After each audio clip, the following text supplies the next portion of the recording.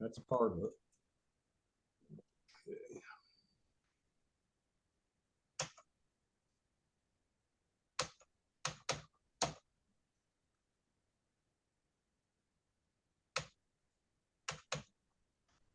Okay.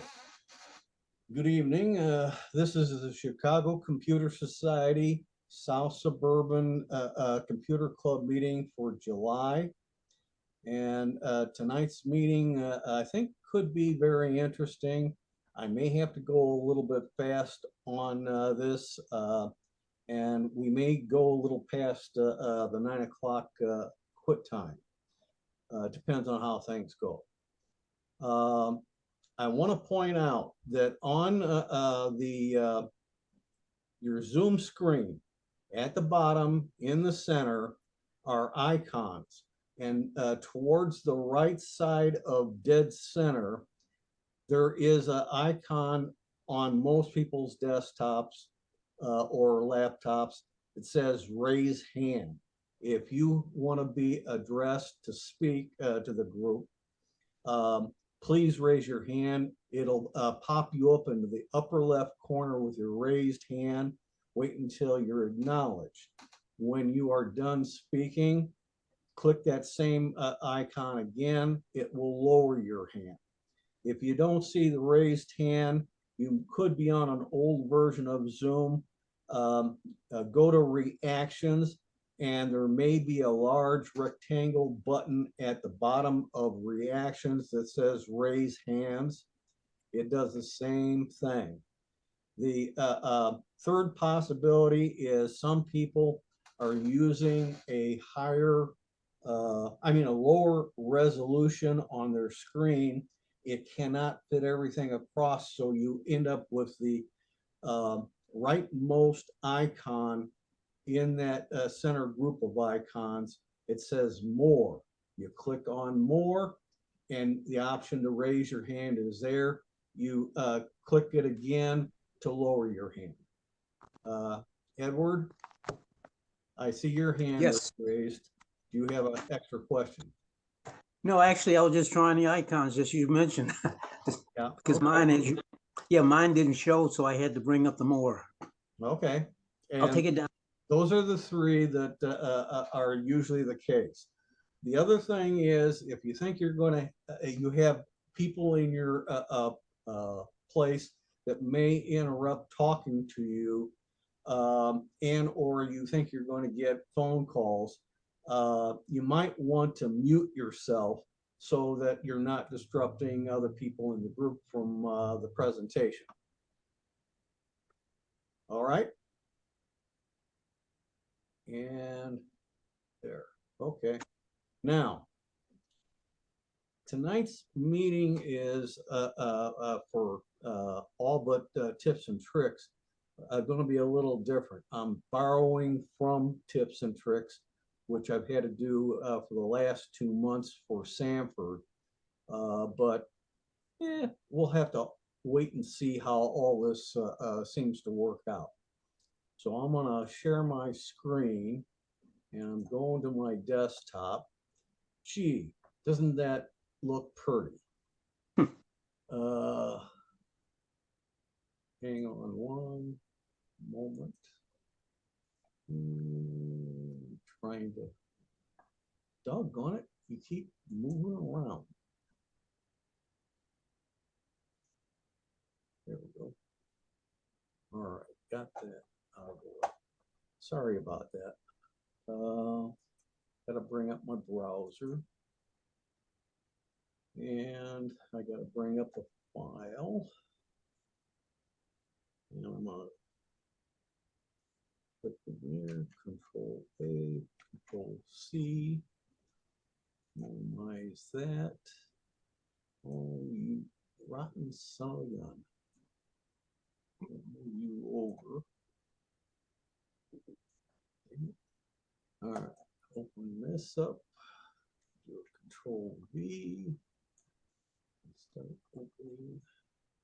Now this takes a couple minutes. Right now, it's loading in all the articles that I'm going to refer to tonight.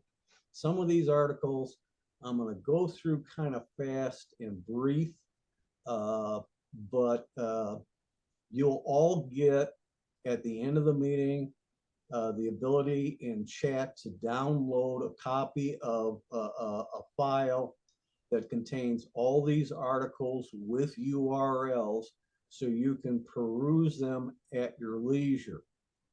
These articles give a lot of information, and one of the key things we're going to be talking about tonight is the future of Windows.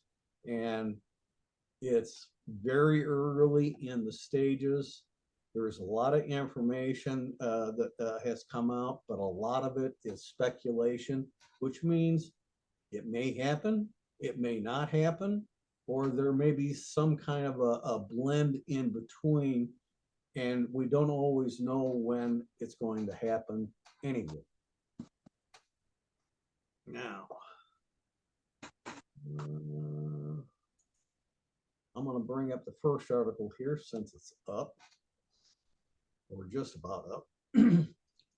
I'm bringing this one up because this just came yesterday, and when I got it, and this one's a little bit difficult to explain to most people because they don't see and notice what the hell's going on with their own system. Last fall, 22H2 came out for Windows. It contained something called Moment 2, which is a feature update. And early years of Windows always contains lots of feature updates, new things put into the operating system. Well, I've been reading and hearing for months on end about Moment 3. And some people I found out got an option in Windows Update to install that feature, number 3. It was not to everybody. Then in June, they actually rolled it out to select people. How they did the selection, I have no idea. It could be purely random. Why they did these May and June releases in part were due to the fact that they were not sure that it would cause problems with people's systems. So they narrowed down the amount of people that got it to find out feedback to be able to determine whether the persons had problems, what they were, to try and iron out the bugs before it was released to the general public. Today is the second Tuesday of the month of July. The second Tuesday is always the release date in the Central Time Zone. It occurs at around 12 noon, and they are releasing within that update a whole bunch of bug fixes, security patches, and Moment 3 is being released to 11. It has some interesting features. Now, I'm going to expand this. I cannot put this in reader mode, but a couple things I want to point out before I go further. I'm running in Edge. I do like Edge a lot. I use it quite a bit, but I do use the other browsers. In Edge, they have this looks like a little strip. The top icon, it will read the article to you. The second one, you can say, I like the article. The third one is dislike the article. You can view comments by other people. Currently, this article has 6 comments. And then you can share this story with other people that you send an email to about the article.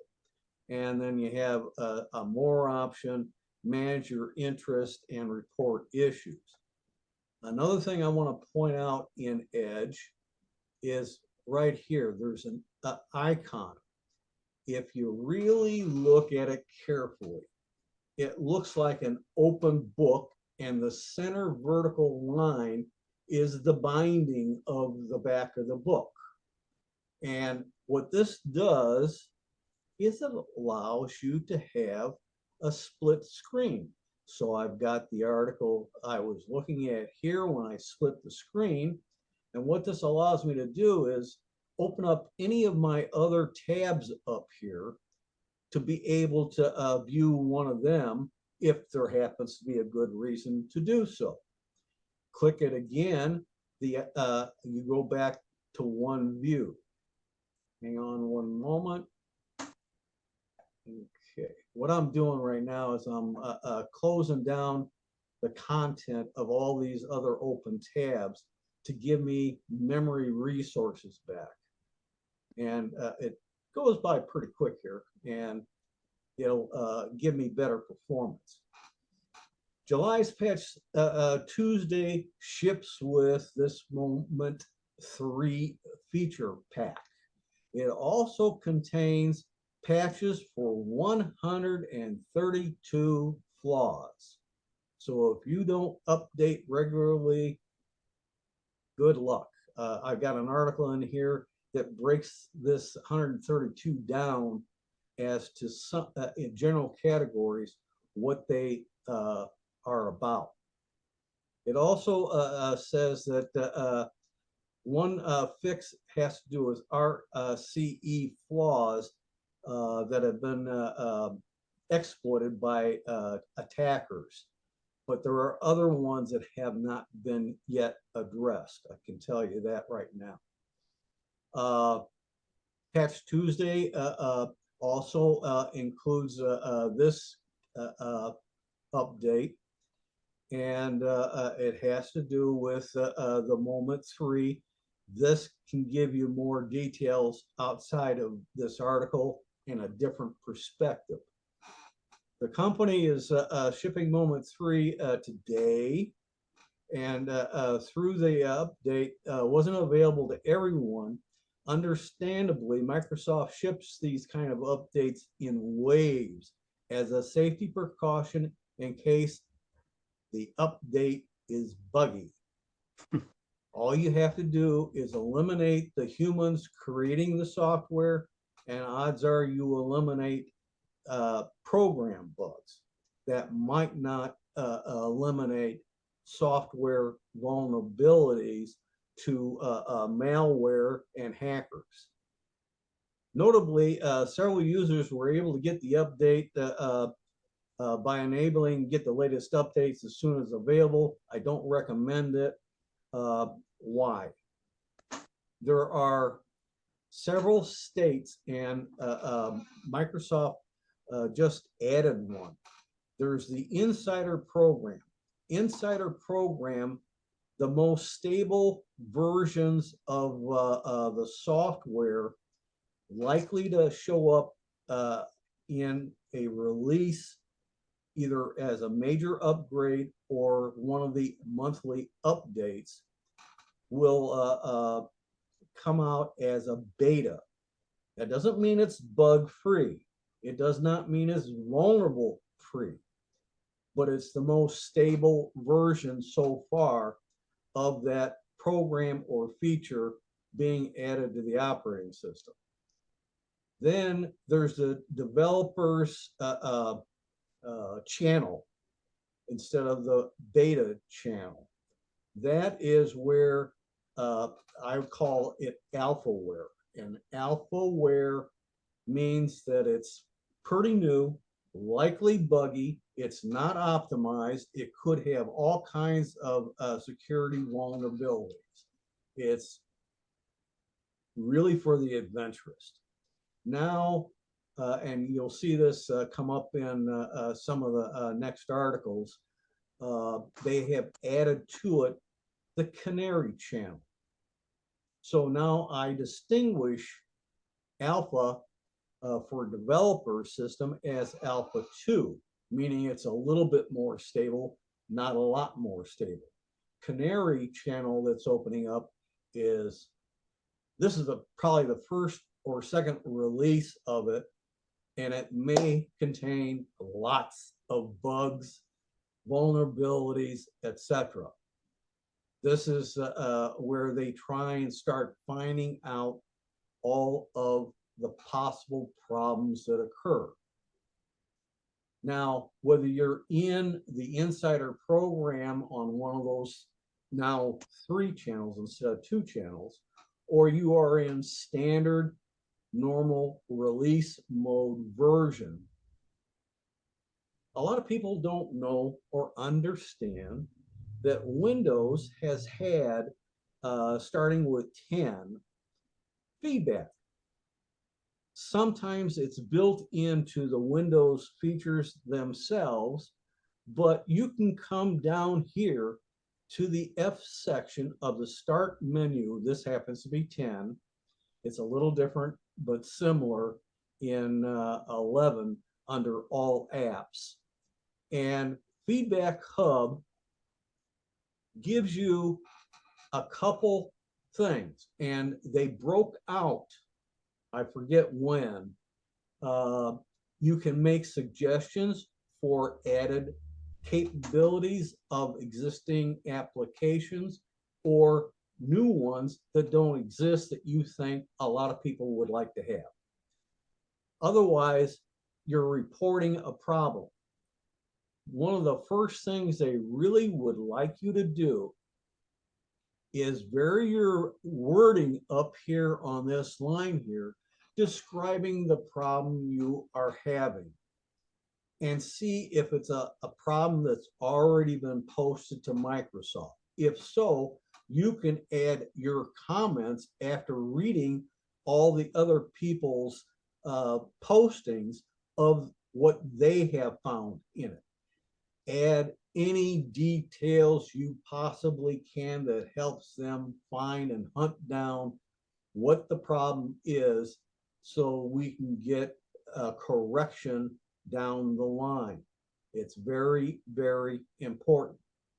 If you don't really find your problem listed in here, then you have the right to post the problem, and always give a lot of details, as much as you can, describing the problem and the circumstances where the problem came up. Like, I was in Windows 10 version so-and-so, and I went to launch a program, whether it's third party or part of the Windows operating system, and this problem occurred, and describe what the problem is. This is very important to get problems resolved.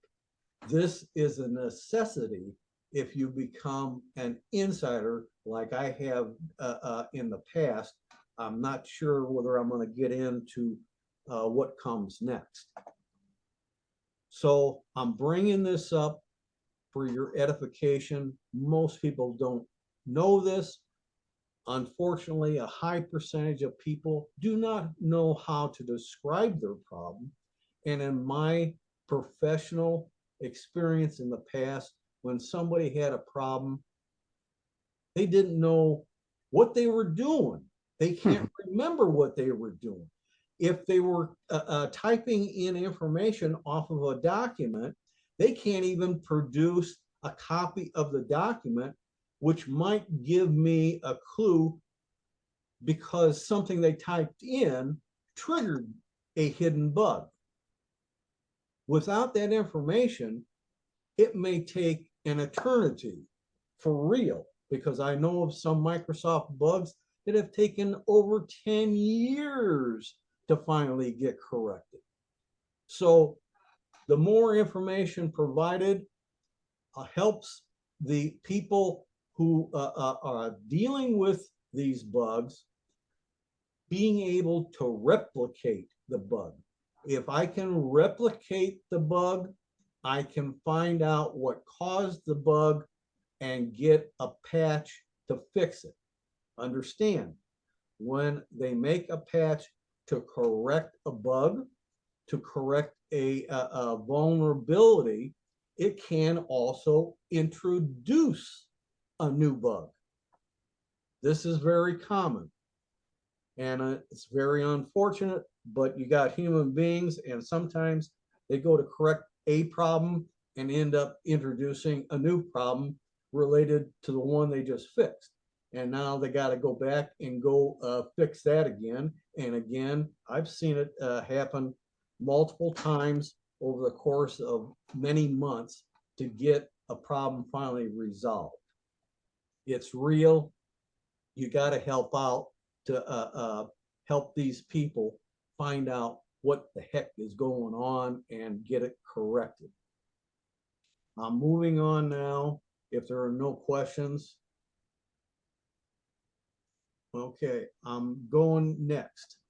There's a lot in the internet going on with, quote, Windows 12, which is an arbitrary name at this point. It has not been officially named. Windows 11 code name when it was in development was Sun Valley. Some are speculating that this one will be called Next Valley or something like that. There isn't a great deal out there other than speculation and or information leaked by people in the development world who have their hands on the code and the new potential OS, but Microsoft is keeping mum.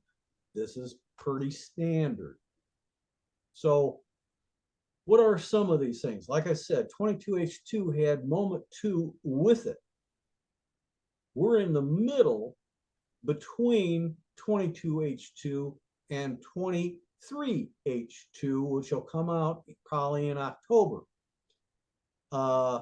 So we're getting the 3 now.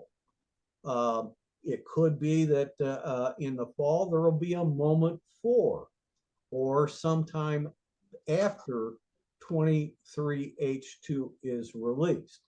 They don't have a hard line development schedule to try and get a good stable version of a new set of features and updates out there. When might 12 be released?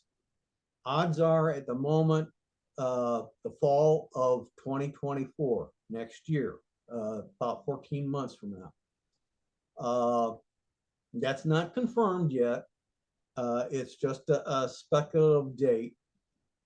Whatever happens, if you're on the insider program, you will start seeing release information 3 to 6 months before the official release, because they're trying to get more people who are on the insider to find problems, make recommendations, and submit them through the feedback so that as many of these bugs can be ironed out and suggestions might be adaptable on the final release when it comes out with 23H2.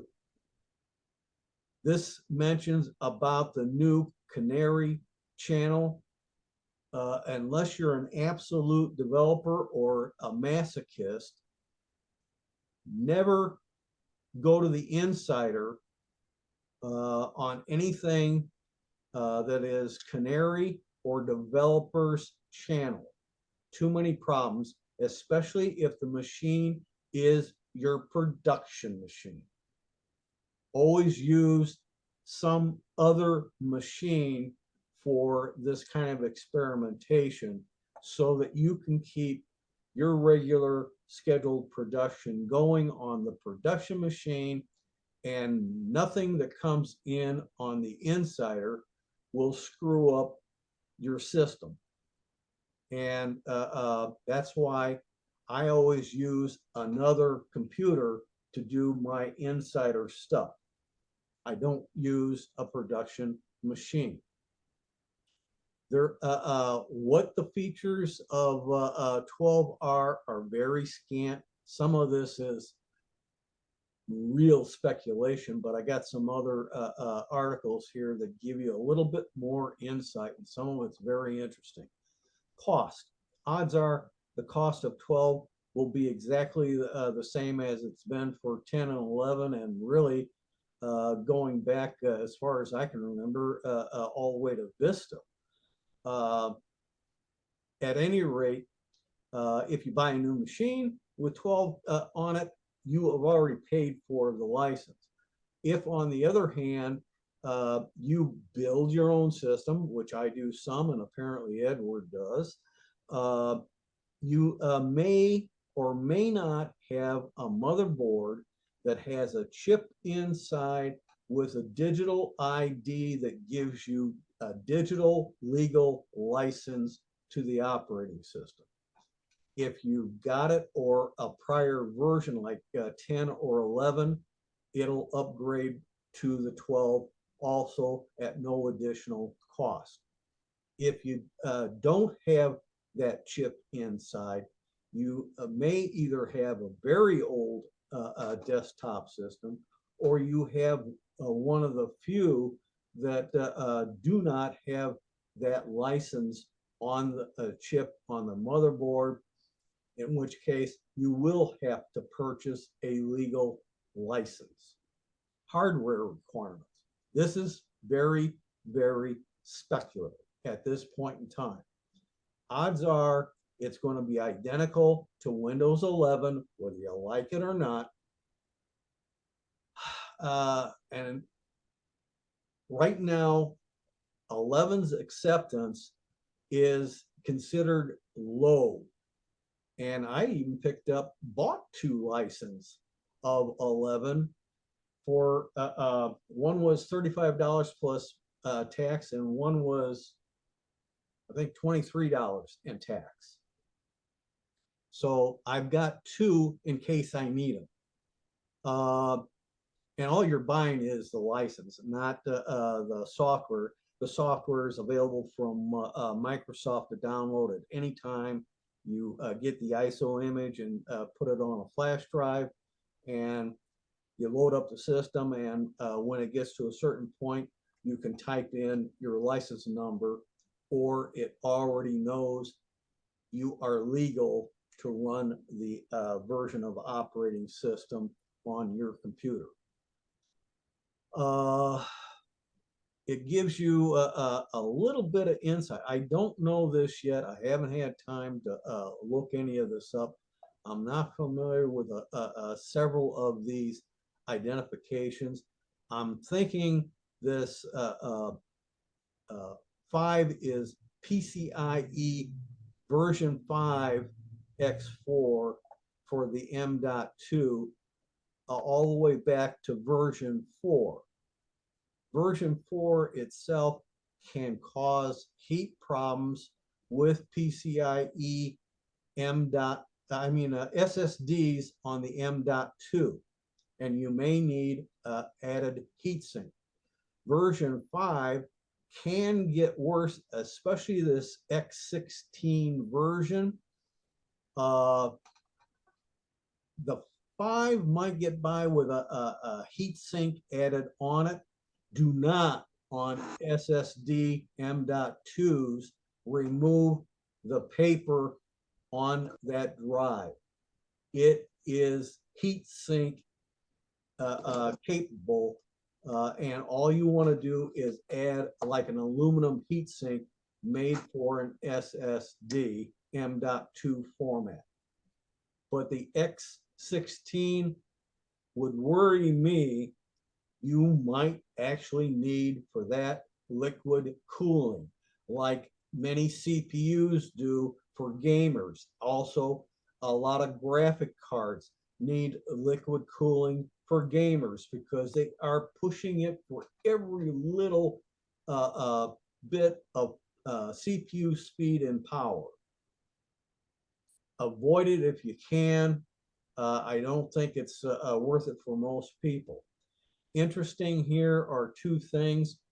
Z890 and some of its counterparts are like H890 And there's one other one I can't remember off the top of my head, and it's saying it might be a PCIe version 4 capable with 24 Gen 4 lanes of traffic.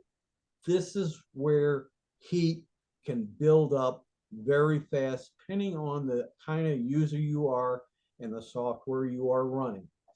The next one is a Z980 or an H980 chipset. And the likely names of the processors that will be used on. Most desktop motherboards support 2 generations of CPU chips. So you can do some upgrade, which I found a gotcha on one of my older systems. I had a 9th gen i5. I wanted to change it to a 9th gen i7.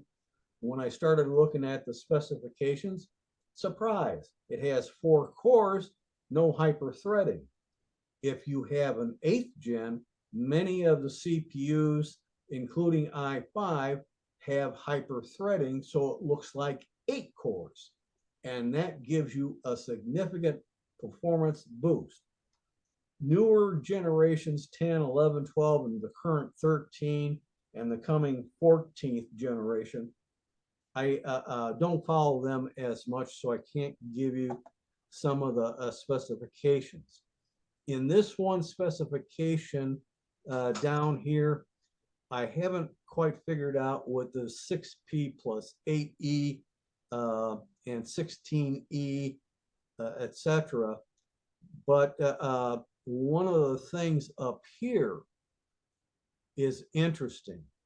This next year may introduce Wi-Fi 7.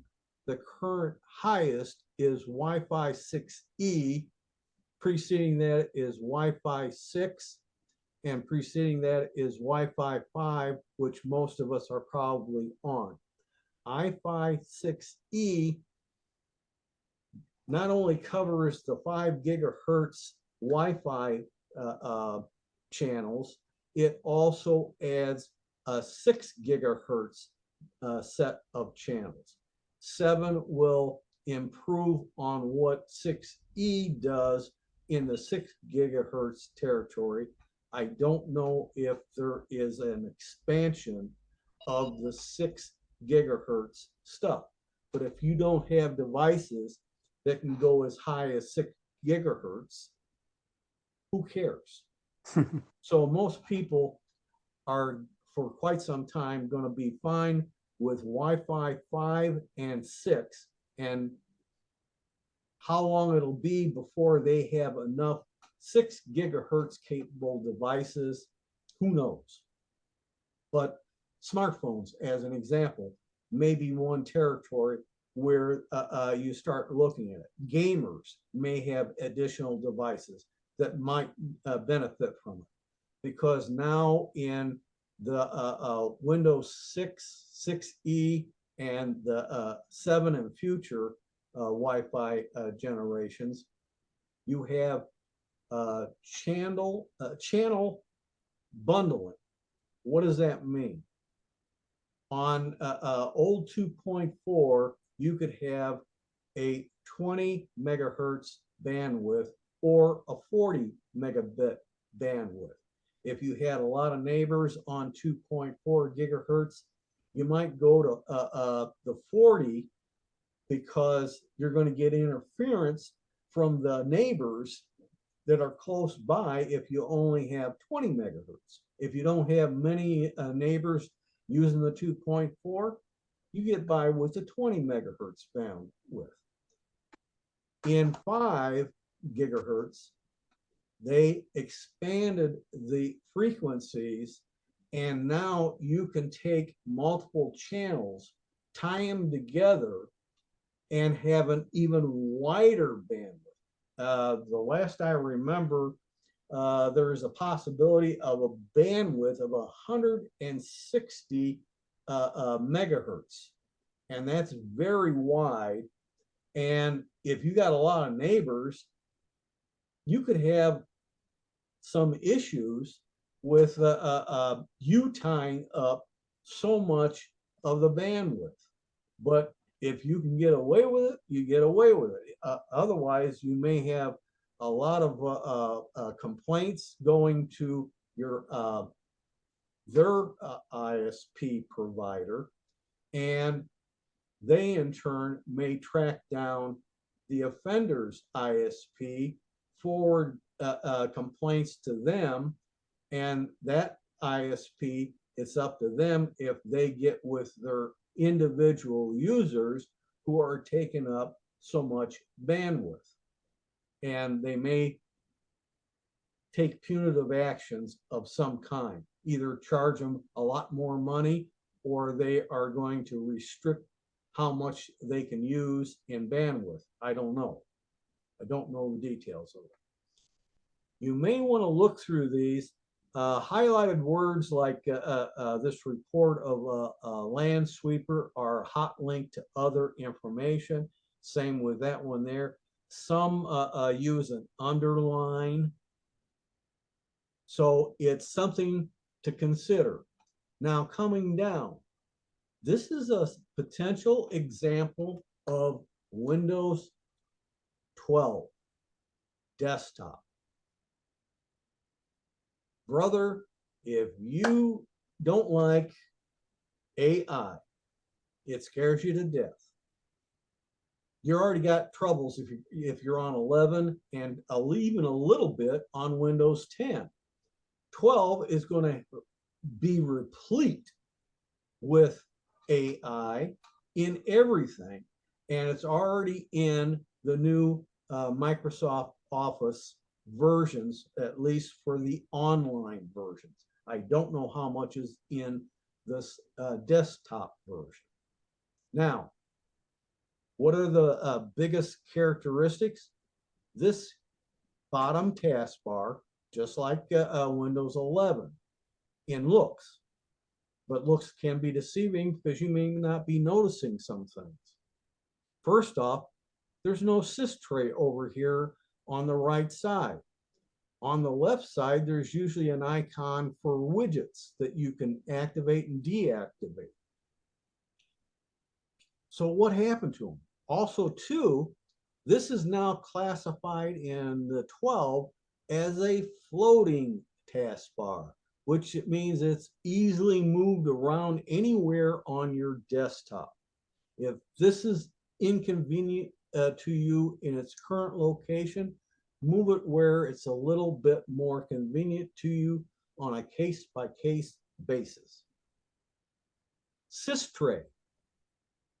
Up here is the sys tray. And that sys tray then gives you the same kind of icons and characteristics you can click on, like the calendar, date, time, your audio, Bluetooth, Wi-Fi, many other things. Oh, got a new person. Okay.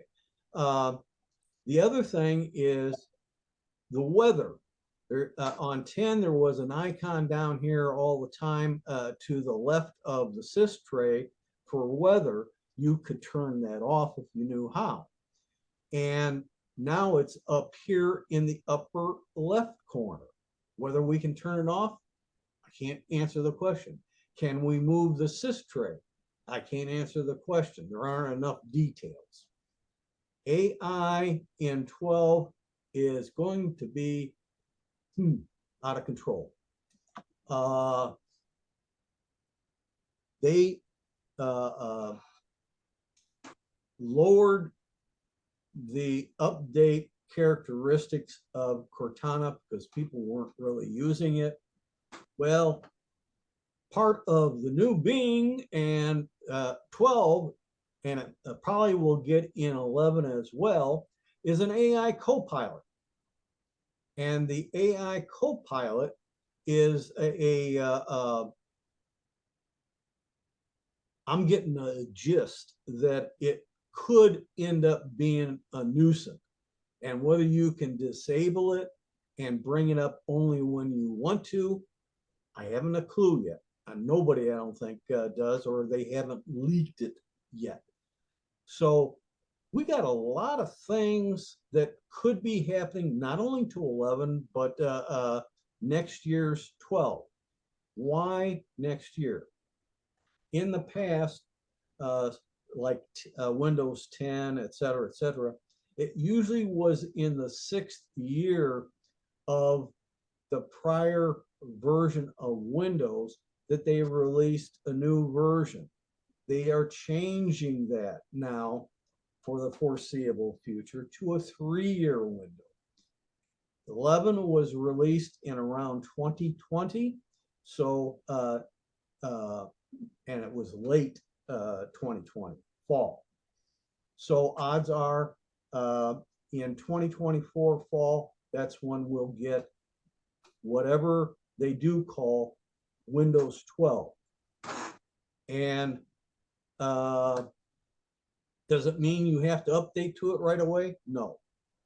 If you get way out of date, like say you're on 10 still, you might get nag screens for 11 or 12 when 12 comes out.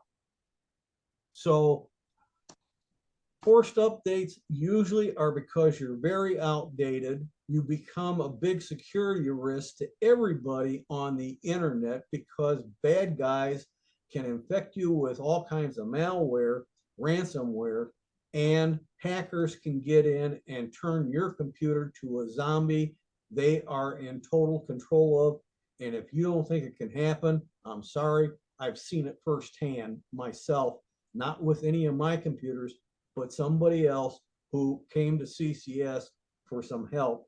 And what they needed was big, heavyweight professional cybersecurity people to deal with the issue. It was way beyond what I could do. I tried several ideas and all of them were defeated by the person. I have a suspicion what caused it, but that's all it is a suspicion. So unless there's questions at this point, I'm going to move on to the next article. Seeing and hearing none, here's the next article. By the way, another feature of both Edge and really all the browsers at the moment, but Edge and Firefox do it best. In the URL bar, in some instances, like the last article and this article, and but not the first article, I have this open book icon. If I click it, it gets rid of all the distracting videos, ads, and other junk out there that we don't want while we're trying to focus on one item. It's called a reader view. It can, if you need it, you can hold down the control key and hit the plus key and make things a little bit bigger. This again continues on about Windows 12, a successor eventually of 11. Windows is the only company so far that has a 10-year life cycle, whereas Chrome, at least some of the Chrome OSs, have, instead of just 5 years, they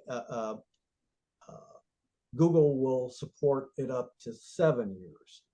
On the other hand, most OSs, including Mac OSs, only have a 5-year life, and that's it. Then you got to upgrade. And you, when I say upgrade, with Apple, you only get 5 to 6 years real use out of the hardware supported. After that, you are stuck in limbo like anybody still running XP, Vista, 7, or 8, because they're dead OSs, and you would be running a Mac with a dead OS that doesn't get updates anymore. That's your risk, but you also risk becoming infected or taken over by a hacker, and that jeopardizes everybody out on the internet. So this goes on to say that this presumed Windows 12 might be having a code name of Next Valley as a prototype design label.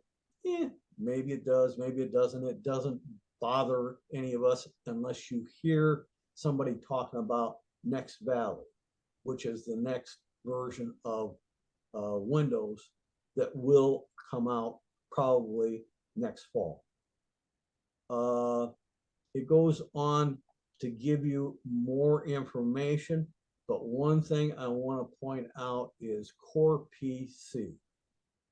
Normally, operating systems, most of them have, I will call it a full OS of the what's called the kernel of the operating system. That's the meat of the operating system, and peripheral software they include with the OS. And a core OS is a very stripped down version, most of the time used for embedded systems. A car display. If you got a modern refrigerator, it's computerized. These would have a core OS, whether it's Windows, maybe an Apple Mac OS, or Linux in most instances. So you have all these possibilities. There's an additional one that I haven't touched yet. Now, another reason for the core OS is to try and compete with Chrome OS on Chromebooks and Chrome boxes. It's been a vexing problem. In the past, they've created Windows S versions. It somewhat emulates what a Chromebook is like, but it has never been accepted. And they give you an out in the Windows Store to remove Windows S from a computer you bought errantly by not really reading and understanding that it came with the S version, which was for students. And as an end result, the Chrome OS still runs rampant over Windows, but you can turn that into Windows Home by going to the Windows Store. But it'll give you a nag message. If you do this, you cannot go back to Windows S. You are stuck with the Windows Home version. I'm just letting you know. It would be a very light version. They estimate roughly 60 to 75% smaller than Windows 11 SE. I didn't even know there was an SE version myself. At any rate, going further down, that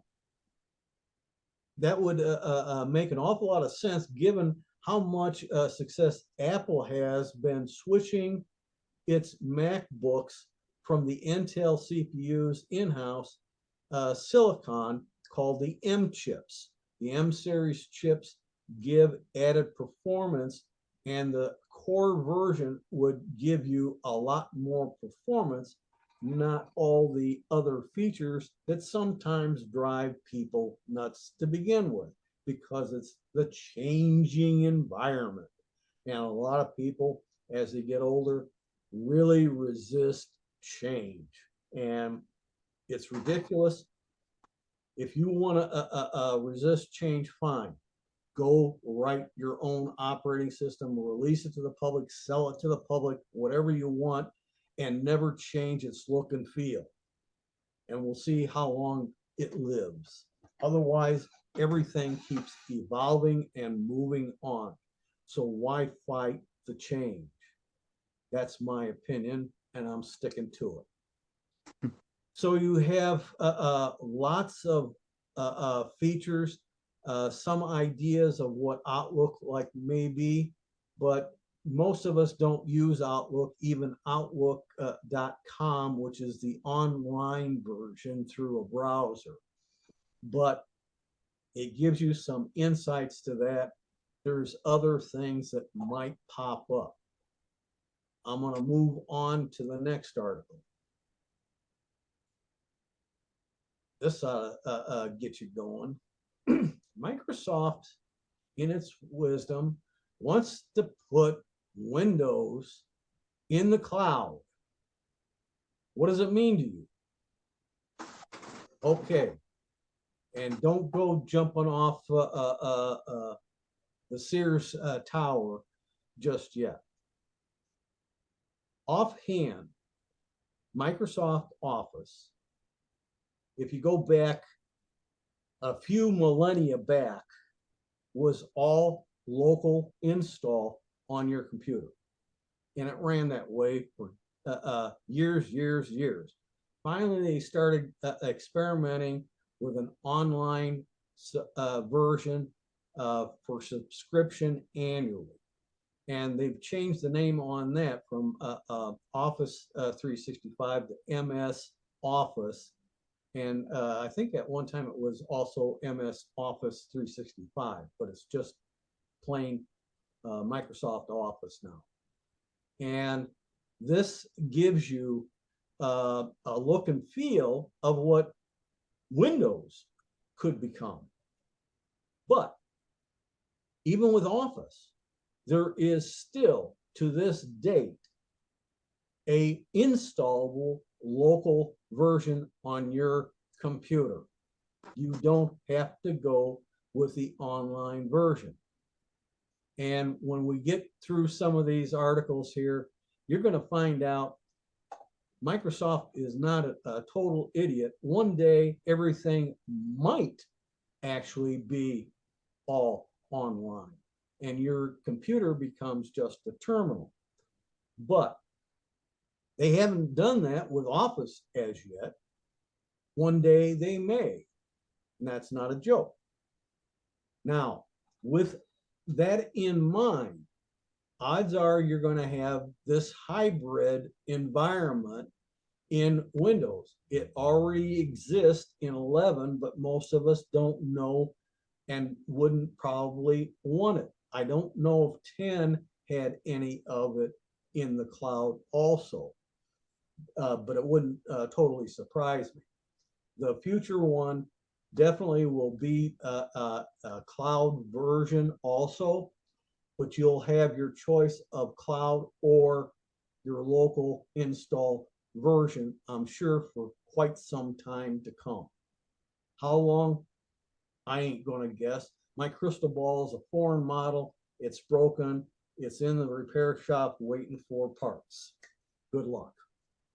At any rate, coming down here, the operating system in the cloud has issues.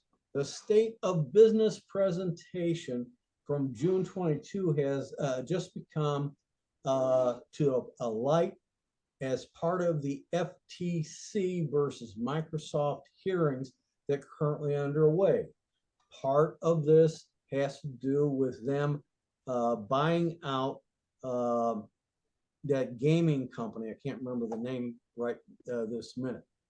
And so the end result is the FTC may put on a bunch of restrictions, but we don't know at the moment what they could be. As part of a modern life consumer space, Microsoft is planning for a long-term opportunity to move Windows 11 increasingly to the cloud and to use the power of the cloud and client to enable improved AI-powered services and full roaming people's digital experience. That last part, what does that mean?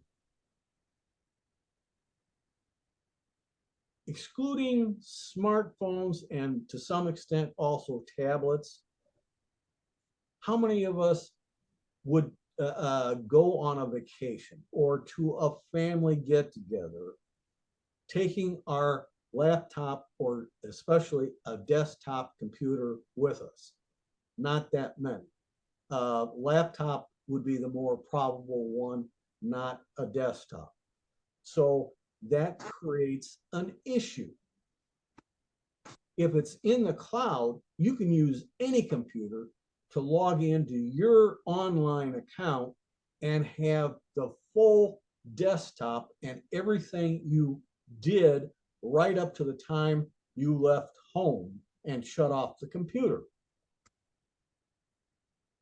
You can pick up at your vacation site, your family get together, whatever the case may be, and start continuing work on your stuff. And when you shut that down, because maybe you're going back home, you would have all that information saved. But there are some flaws. And Microsoft is not an idiot. They know about this. The reliability of the internet.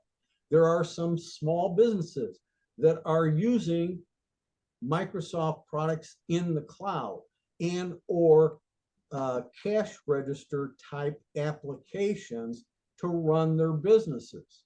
If the internet goes out, what do? Shut down their business? That loses money big time on a per day basis. So there are numerous possibilities that can shut down the internet for an area. A drunk hits a telephone pole, takes out the lines, and until the lines and the pole are repaired, a lot of people are going to be without internet. If it's an underground cable that you get your service through, some contractor not doing what they're supposed to do ends up digging up part of the ground and breaks the cable. Until that's fixed, good luck.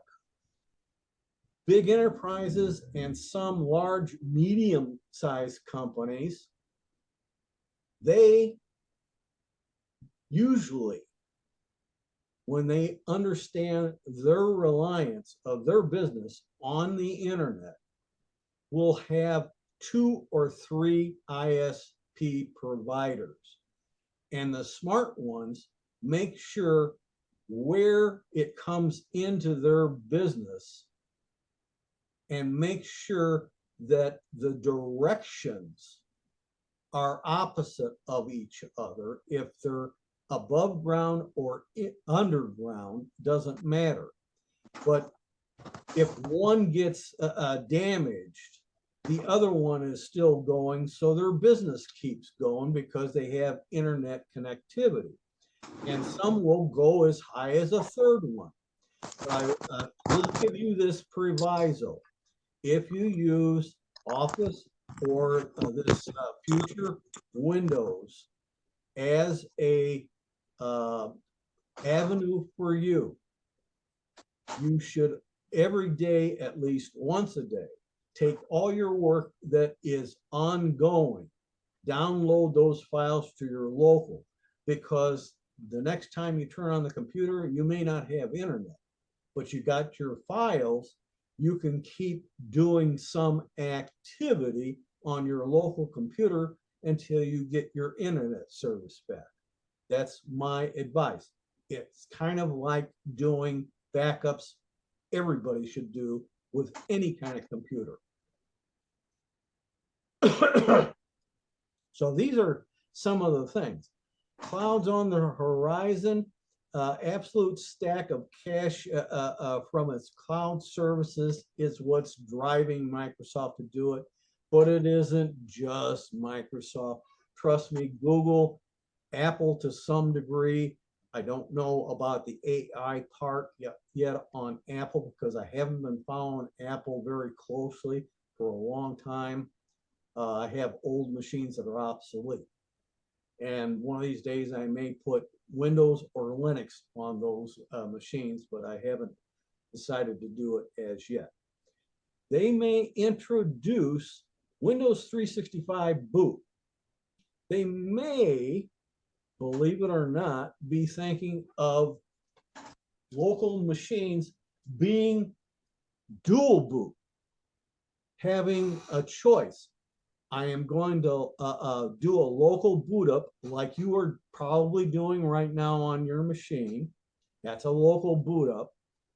Or the option of doing a cloud boot up to your new Windows operating system in the cloud.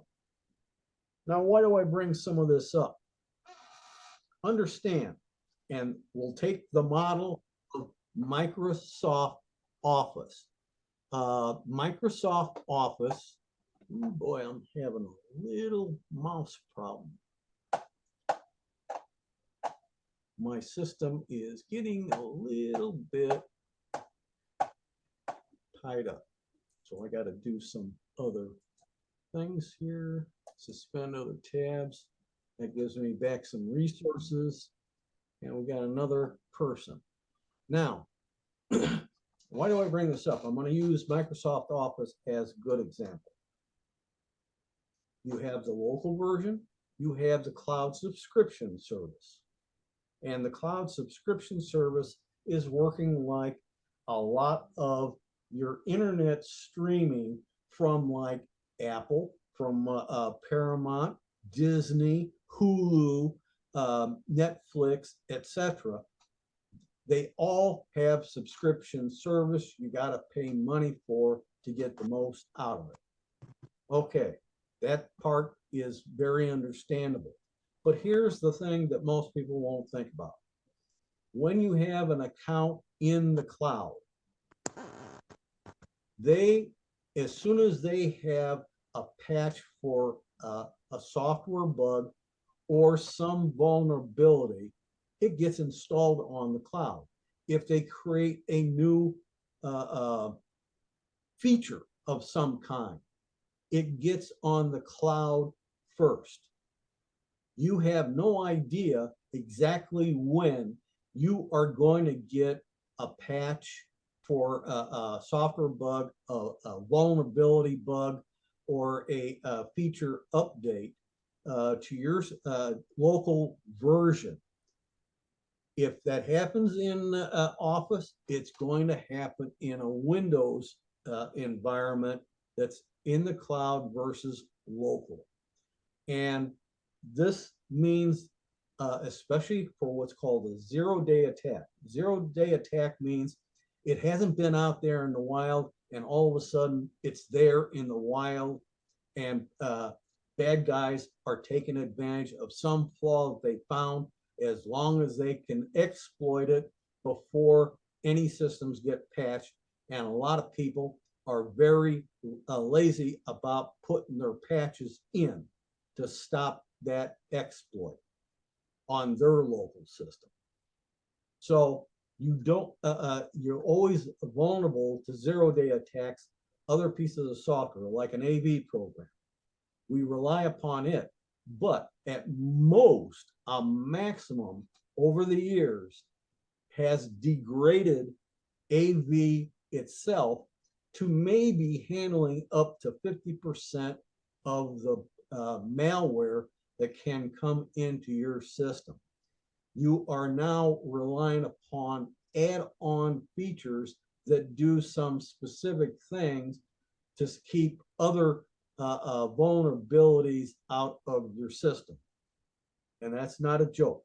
It's a real, honest thing.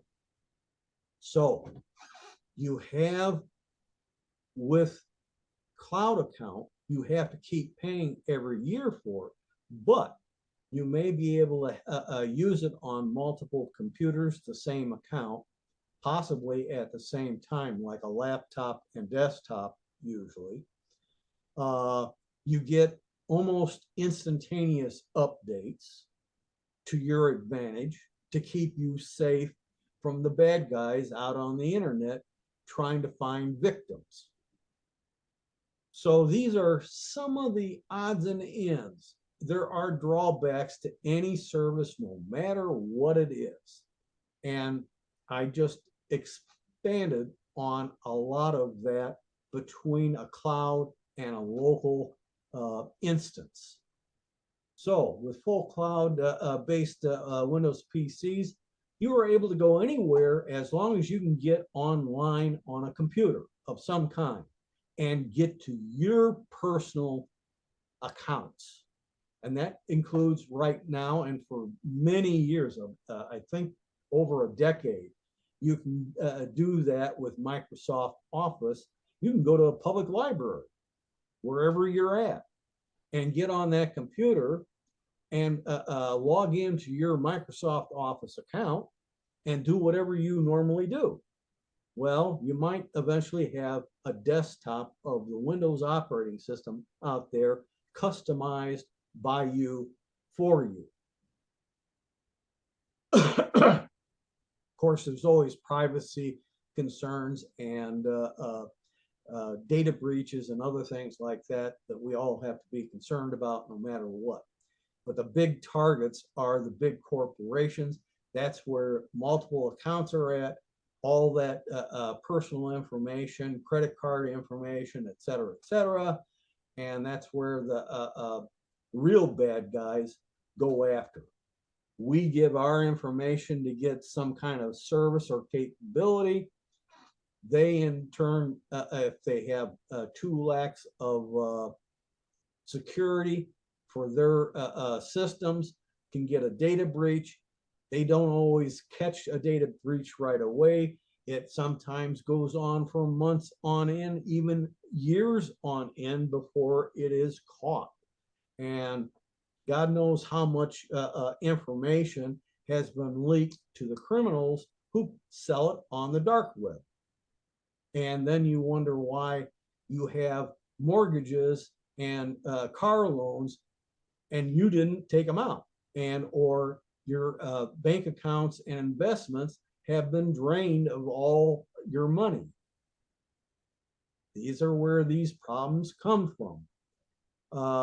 Windows telemetry is a headache, and it's not impossible, but extremely difficult to turn off all telemetry. So they know some information no matter what. Some people install software on their system for an application purpose, and you get pop-ups. There's a new version available. We're giving you some kind of a discount to upgrade from a free version to some kind of a paid version, et cetera, et cetera. You can't get away from those. There's no way that I know of right now to block them. Why? Because they are incorporated in the code of the program you loaded on your system. And I know of no way to be able to say this feature in this application software, we don't want it to execute. Good luck.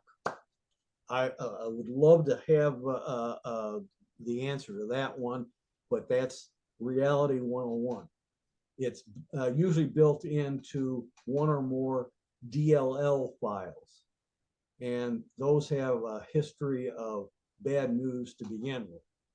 So how cheap will it be? Nobody knows. Who knows?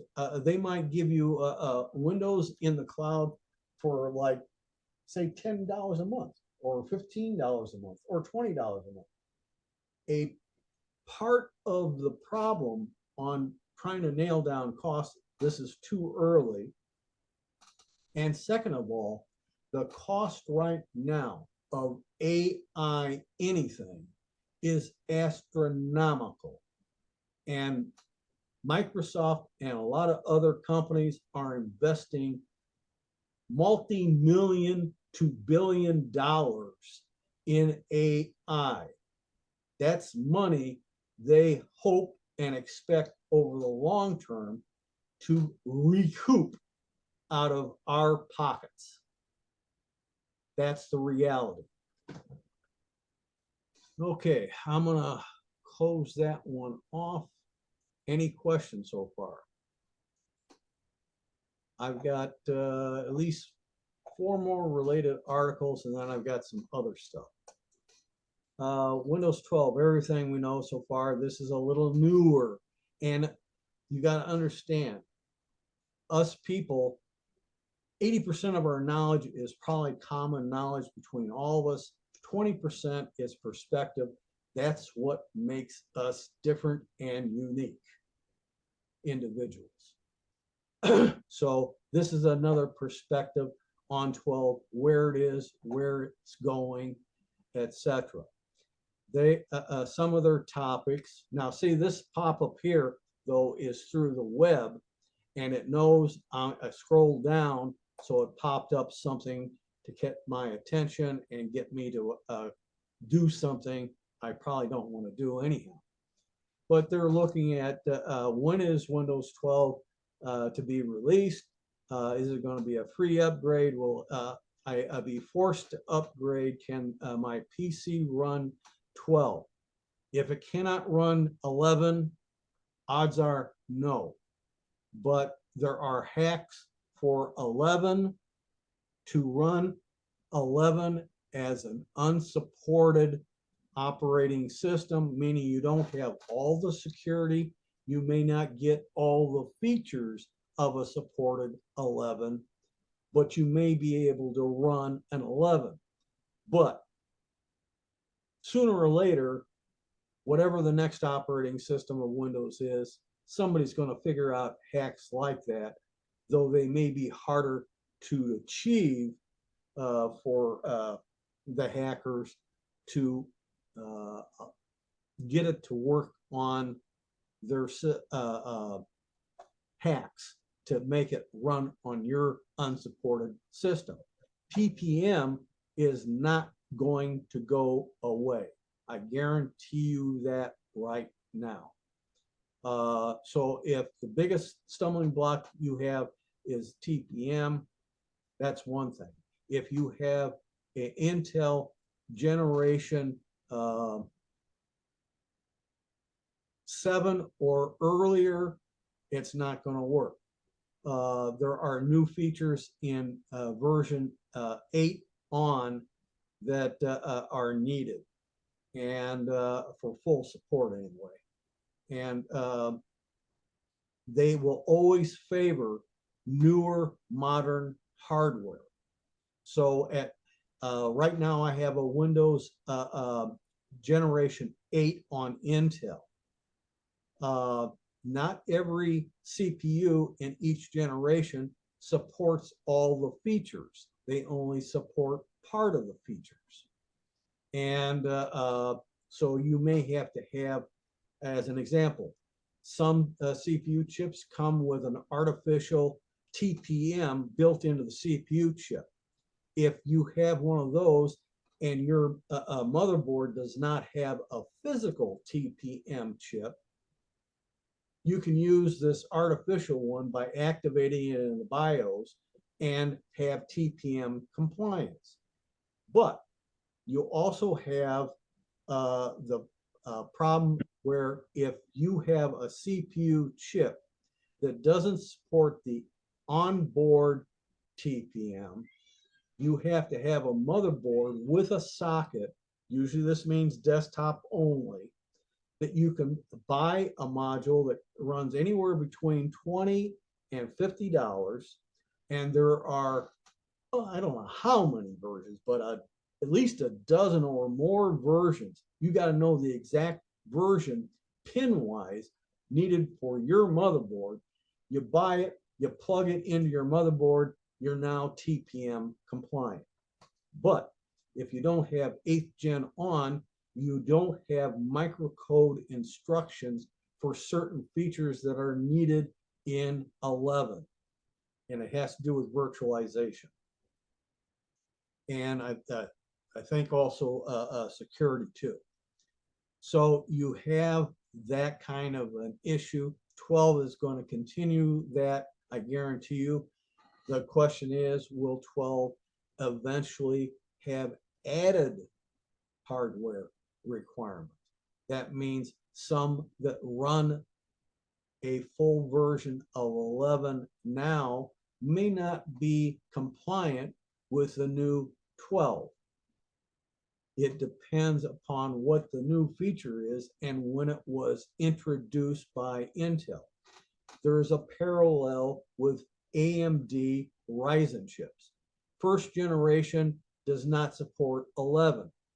Second generation through seventh generation, some chips have a built-in TPM emulation and some chips don't.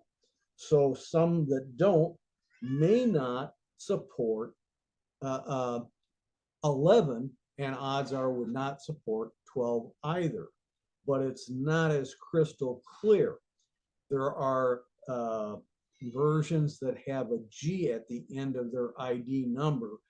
It's for gamers, and a lot of the gaming versions are not supported versions. Only some of them are. So that's another issue. You've got to do a lot of research to be able to figure out what is and what is not. This is what the start screen may look like in 12. Understand customability, that already getting into 11, it'll already be there in 12. And that includes what you pin to the start menu. This is the start menu here. You still have the all apps button to list out all the apps currently installed in your system. And then you have other things that you recently accessed to give you a quick way of getting back to that same document or feature. So, and then the free, again, it depends on your system. If you've already got 11 running, yes, likely you'll upgrade to 12 when you want to, not necessarily Microsoft forcing you to. On the other side of the coin is what it's going to look like is seeming to be a bigger problem. I hope by the time 12 comes out, they've eliminated the old control panel in total. And that's one of these articles, that's a wish list item. Will you be forced to upgrade? Well, if you've got 10, you're going to, at the end of, I'll say after October 17th, 2025, at any time, you may get messages trying to force you up to 11. Whether your system is compliant or not, it probably doesn't know. And until you attempt to update, you don't know unless you have on your current system the PC Health app, which is, boy, I'm getting a little laggy here because the Zoom takes up a lot of resources. But in the list of applications installed, I go down to the P's, and I have PC Health Check listed. If I run that right now, it's going to fail because this machine is not 11 compliant. If it is, if I want to go to 11, I got to run this on a system that likely is Windows 11 compliant. This is going to be true on 12. To go from 11 to 12, they'll have a health check like this to make sure it is compliant before you ever say, go ahead and update. So you've got a big learning curve, and there's no way around it that I can see. This doesn't bother me other than sometimes it's a bit of an annoyance, but this is the animal. You either live with it or you leave it, one or the other. Can my PC run 12? Again, PC Health Check determines are you compliant or not. Some of the specifications for 11 right now, you got to have 4 gigs of RAM memory and at least 64 gigs of storage. Trust me, 64 gigs of storage with 11 is like having cheap Windows 10 computers that only have 32 gigabytes of storage. Right now, I just had to deal with a person whose system wouldn't run anymore. And they were so outdated. What you have to do is blow away whatever is out on that 32 gigs of storage, install a current version of Windows 10, and then you got to update it. That's a big challenge because it takes up almost the entire 32 gigs, and I'll bet you 11 comes close to taking up the 64 gigs. So you're talking at bare minimum a 128, and I wouldn't even recommend that because you're going to be limited on how many programs you can install and their sizes, and how many documents you can save on your system at any given point in time, no matter what kind of a document it is. I recommend for 11, and I had to move from a 128 gigabyte SSD to a 256 gigabyte SSD. That would be my minimum for 11. 12 will want that, possibly 500 and 480 is the smallest SSD. There's 500 and 512 gigabyte. Those are going to be needed, and it won't be that far down the road. Maybe the version that comes out in 2027 or 2030, you'll need a terabyte drive just for the operating system to live in with your programs and some, not all, of your data. You have to have added drives in many cases, and that's a problem on laptops that frequently only have one drive unless you got a 16 or 17-inch model, which usually will support 2 drives. Some of the 15.6s are coming though with M.2s, and you can have up to 2 drives. Now, what's new? New UI, which I pointed out some of it before.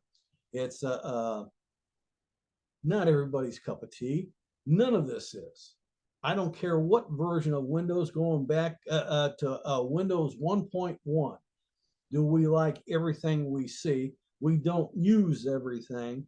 Those people use what they want, that they like, that gives them what they need in both performance and options to get things done. There's no other way of looking at it, at least not from my perspective. More modular approach. Now, this sounds interesting from my standpoint as an ex-programmer. Windows itself is multiple millions of lines of code, and it is complex as all heck. Now it looks like with the newest version of Windows, somebody's waking up to this monster that they have and going to try and modularize it. A modularization holds out hope that modules you don't need either don't load up, or you can remove them, like some modules you can do in any version of Windows from 11 on back. As an example, if you want to, IE 11 is still out there, believe it or not. You can go into programs and features in the old control panel. You can go into Windows features on the left side, and you can remove the check mark for Internet IE 11. It's going to give you a nag because it thinks you're going to break your system and you're not going to have internet. That I doubt is true in any way, shape, or form. And when you say okay, it will remove most not all of IE11, because some modules of IE11 are still being used to this day by the Windows operating system and Edge, period. But you get rid of the worst part of it.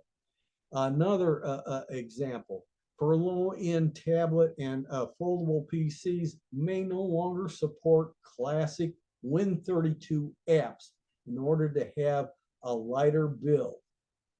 In other words, they're taking that feature out. That makes the whole remaining part of the OS smaller and potentially faster, because it's not going to allow you to use old 32-bit applications anymore. And 32-bit apps have been disappearing for a long time. Those in the Linux world, like me, it's hell to find an up-to-date 32-bit version of the Linux operating system. And I mean hell. And they're disappearing very fast. Most don't want to deal with them. You have even Chrome OS, Chrome browser, as an example.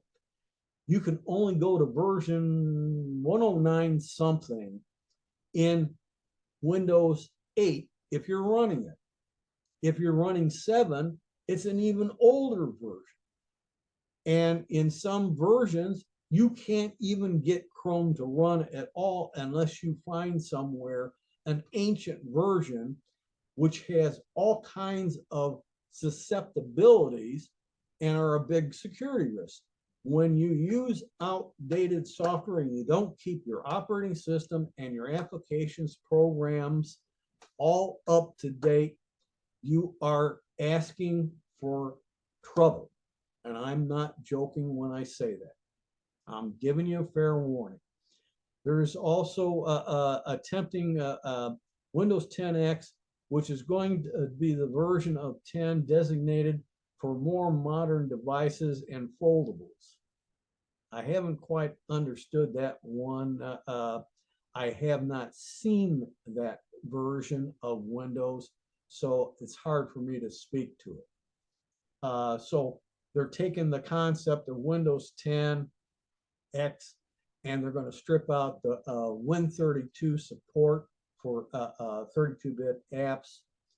This also will affect ARM versions. Whether you're aware of it or not, there are ARM laptops, that's the ARM processor, that competes with Apple M Silicon. And it's been around a lot longer than Apple's Silicon.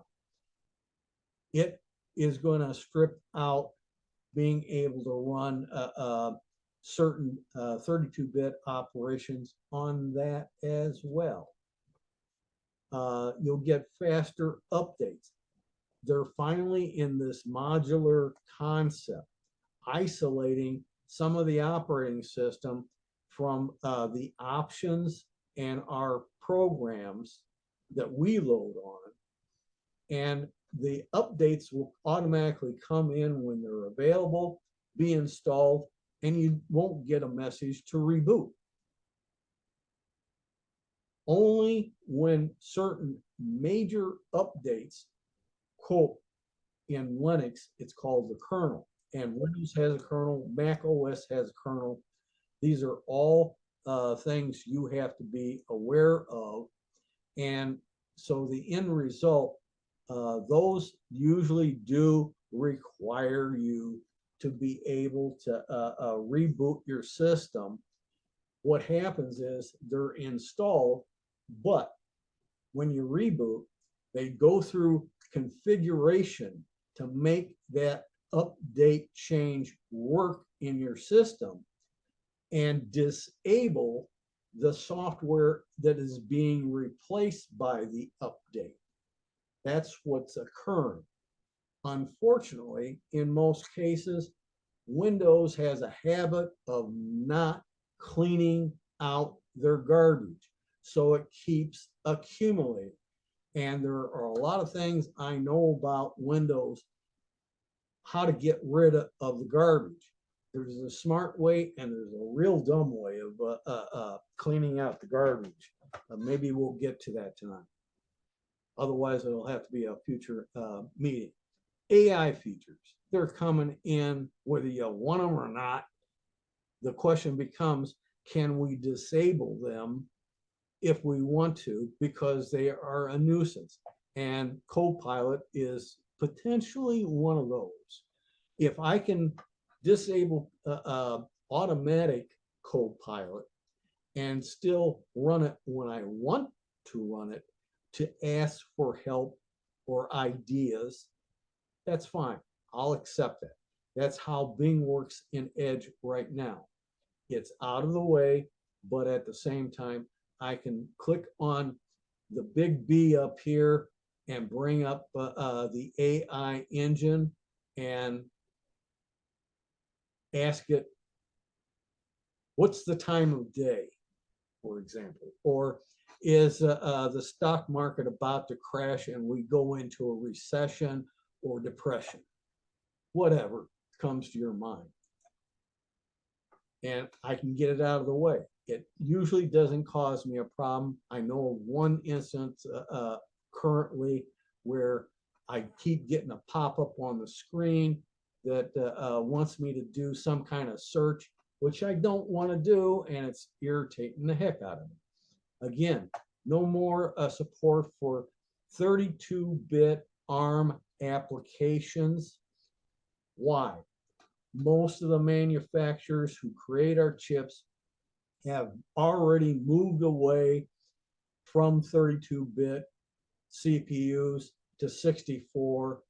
One of these days, we're going to get the news they are starting to develop 128-bit versions of CPU chips and support chips, and eventually they'll phase out the 64-bit machines. Don't know when that'll happen. I can't conceive of why we need that right now, but usually it has to do with the embellishments, some call it bloatware, that are in our computer operating systems that need more and more RAM, more and more graphics capability, more and more storage, faster everything to get what we want done in an acceptable time frame for each and every one of us. Seamless updates, we can only hope, but I ain't gonna hold my breath when it would actually happen. Improvements in widgets. I don't know how many people use widgets. This is an old idea, modernized, improved, I hope. Generally speaking, I don't use widgets. I have no idea of what I might use in a widget. It would be very few and very select. You got to remember, it's like a program, so it's taking up RAM memory, it's taking up storage, and it's going to take up your CPU performance hit. And that can equate on a mobile device hit on battery life before it will shut you down, or you got to put on an AC adapter. So these are some of the things that come up with speculation about what's coming down the road, not only to 11, but this new possible release of an update next fall. Live wallpapers. Boy, if you want to burn up your CPU performance, use live wallpapers. That constantly moving, it requires both graphical processor capability and your CPU. If you have a dedicated graphics processor, such as a plug-in card, it can take over a lot from your CPU if you have hardware acceleration turned on. But usually the onboard motherboard uh, graphics processor quite often uses shared memory. So now you've got your CPU trying to run your program, your graphics processor displaying what's supposed to be on the screen, all vying for your RAM memory at the same time. And in some instances, on some systems, if you don't have hardware acceleration, your CPU in software is doing all your display work. That slows you way, way down. Uh, Final thoughts, unify settings in the control panel. Oh God, I can't wait for the old control panel to never be there, whether it's 11, 12, 13, 14, 15, I don't care. We got to get rid of that old beast. And yet sometimes in settings, you will bring up something and you can recognize the old control panel screen that would normally come up. They haven't made a new version yet that is more modern. One of these days, hopefully before we all pass away, we'll get at least a peek at that. I'm not holding my breath. Snap layouts is very heavy in 11. There is snap layouts to a lesser extent in 10. It's going to get worse, and it might get what's called fancy zones, which is part of power tools right now that you can add on to 10 or 11. And it gives you what's also called by a third party fences, where you can set up graphical areas in a theoretical invisible fence, like for pet collars, so that your dog doesn't leave your yard, as an example.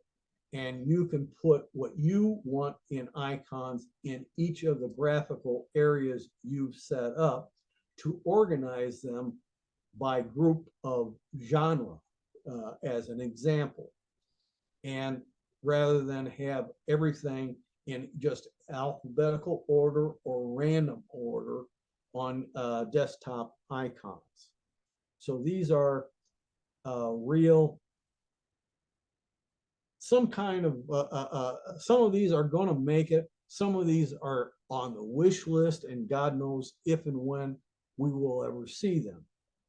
Uninstalling apps, making it easier. Right now, if you got to uninstall apps in anything from 11 on back, you got to use Revo or Geek uninstallers. They will run the program's uninstaller and give you a scanning option. The scanning option looks for leftovers in the registry and files left behind by the uninstaller. And I am very surprised when I get an occasional program I am removing that doesn't leave registry entries and or files left behind that I can now delete with the Revo or Geek uninstaller that most other uninstallers do not do. And Windows built-in programs and features will let you uninstall programs that are not in the registry. They usually came from the Linux world, and they don't use the registry, and you can uninstall them there and they're gone. But if you uninstall from program and features a real Windows program that uses the registry entries, the registry entries will still be there. There's a strong possibility they will leave files behind. All that gives you bloat buildup over time that slows down your system, takes up storage that you can't use. It's just occupied dead wood.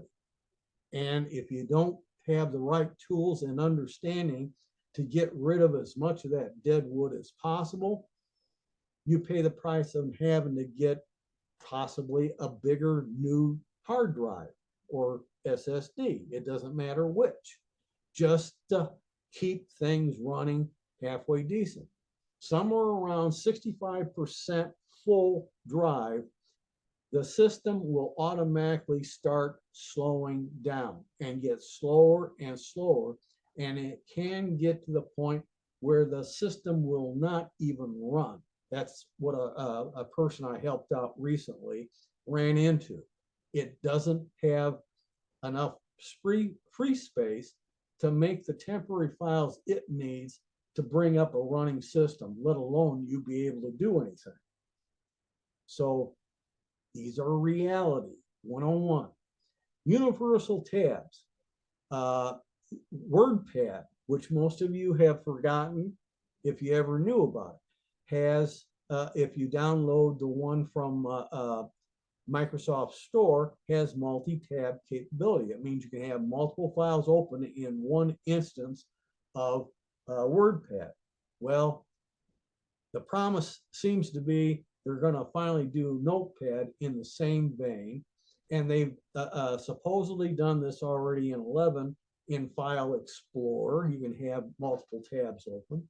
If you are familiar with the terminal, PowerShell terminal, etc., it has multi-tab capability. So you can be working on one thing in one tab, open a new tab and start doing something else, open another tab and do something else. And when you're done with an individual tab, for sure, you can just exit and it closes, and you just leave the tabs that are there. If you've closed all the tabs, it closes that program automatically. The same thing will happen in your browser. When you've closed all the tabs, the last one you close closes the browser. Okay, I'm going to get out of that one. Any questions, comments so far? I've got 3 more on to deal with, mostly this new version of Windows. This one gets interesting as hell. Right now, it basically is talking about wanting consumers, average consumers, in the cloud, just like Microsoft Office. They want you to go to the cloud version, not the local install version.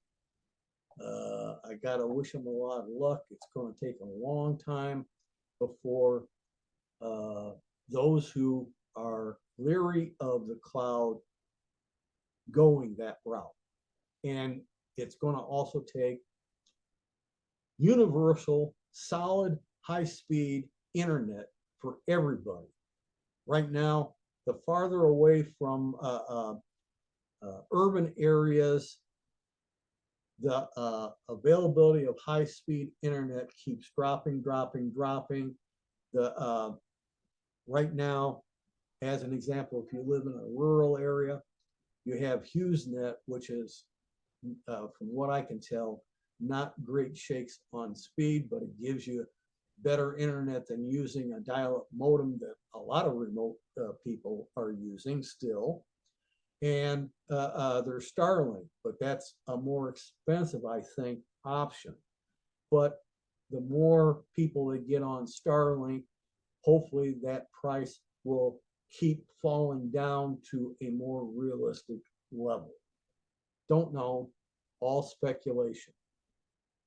Now, in here, it gives you some kind of a document, 30-page, about digital, it's a digital PDF from supposedly Microsoft on modern life strategies and priorities. Microsoft mentions that part of its fiscal year 2022 goals was planning to grow cloud PC with Windows 365. Later, the company goes on in the document on page 39 to detail what it wants to build Windows 365 to enable a full Windows operating system streamed from the local cloud on any device. Okay. At any rate, and this also somewhat alludes to the possibility for a while you may have dual boot kind of capability with this Windows 365 boot to launch the cloud uh, uh, on your physical Windows PC, which means a local account. But the local account may be very stripped down, such as this core image. The core image gives you a minimum operating system. You run your stuff online to the cloud account, and life goes on from there. From then on, you're looking really at the cloud image of your desktop and doing all your work. Now I'm going to get done with that one in general. There's one more thing coming up here that is going to be perhaps a surprise. This is the same source. I hope I didn't reopen that one. Might have by accident. They're saying from How to Geeks, no, Windows is not going to the cloud, meaning total to the cloud. It's going to be this hybrid model of local and cloud representation. And you may use both. You may use one or the other, as we are doing right now for the majority of us, even with Office. Office, many people are still buying and using the local install version versus the cloud version. Maybe they don't have good solid internet as one reason. Most of them, it's leery of the cloud, privacy, data breaches, things like that. So you have FTC is attempting to block over concerns of anti-competitive practices. How much success you're going to have there, God only knows. I don't. One of the problems, Activision, that was that game company, Activision Blizzard.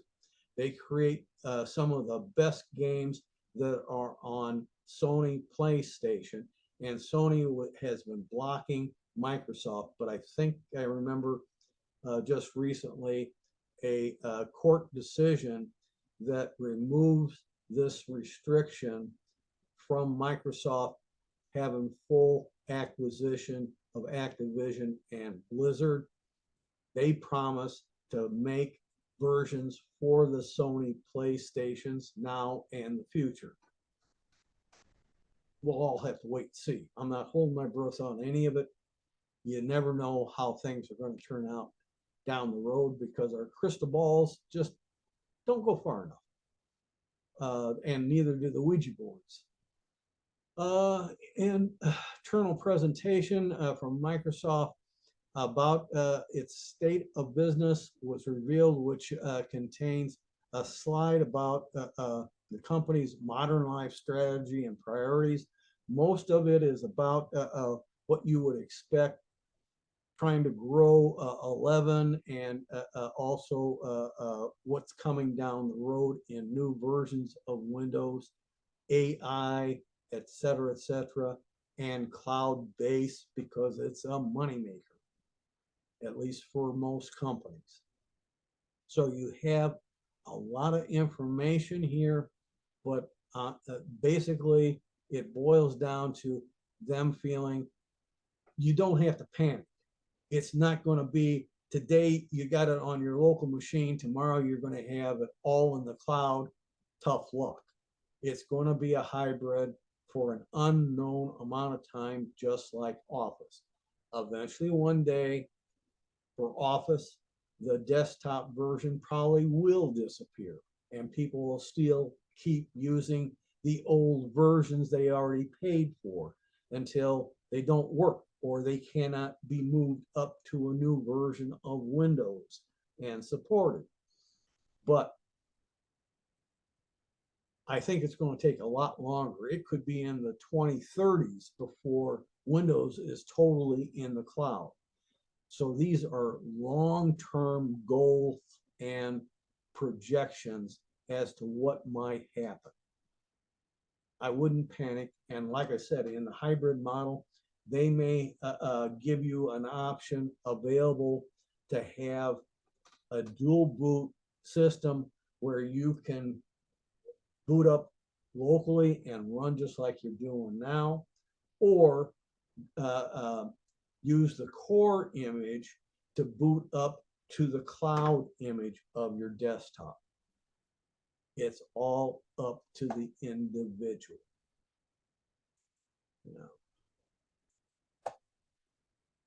Next, AI scares a lot of people, and it's in the news galore to boot. AI already integrates with so much smart home stuff, it's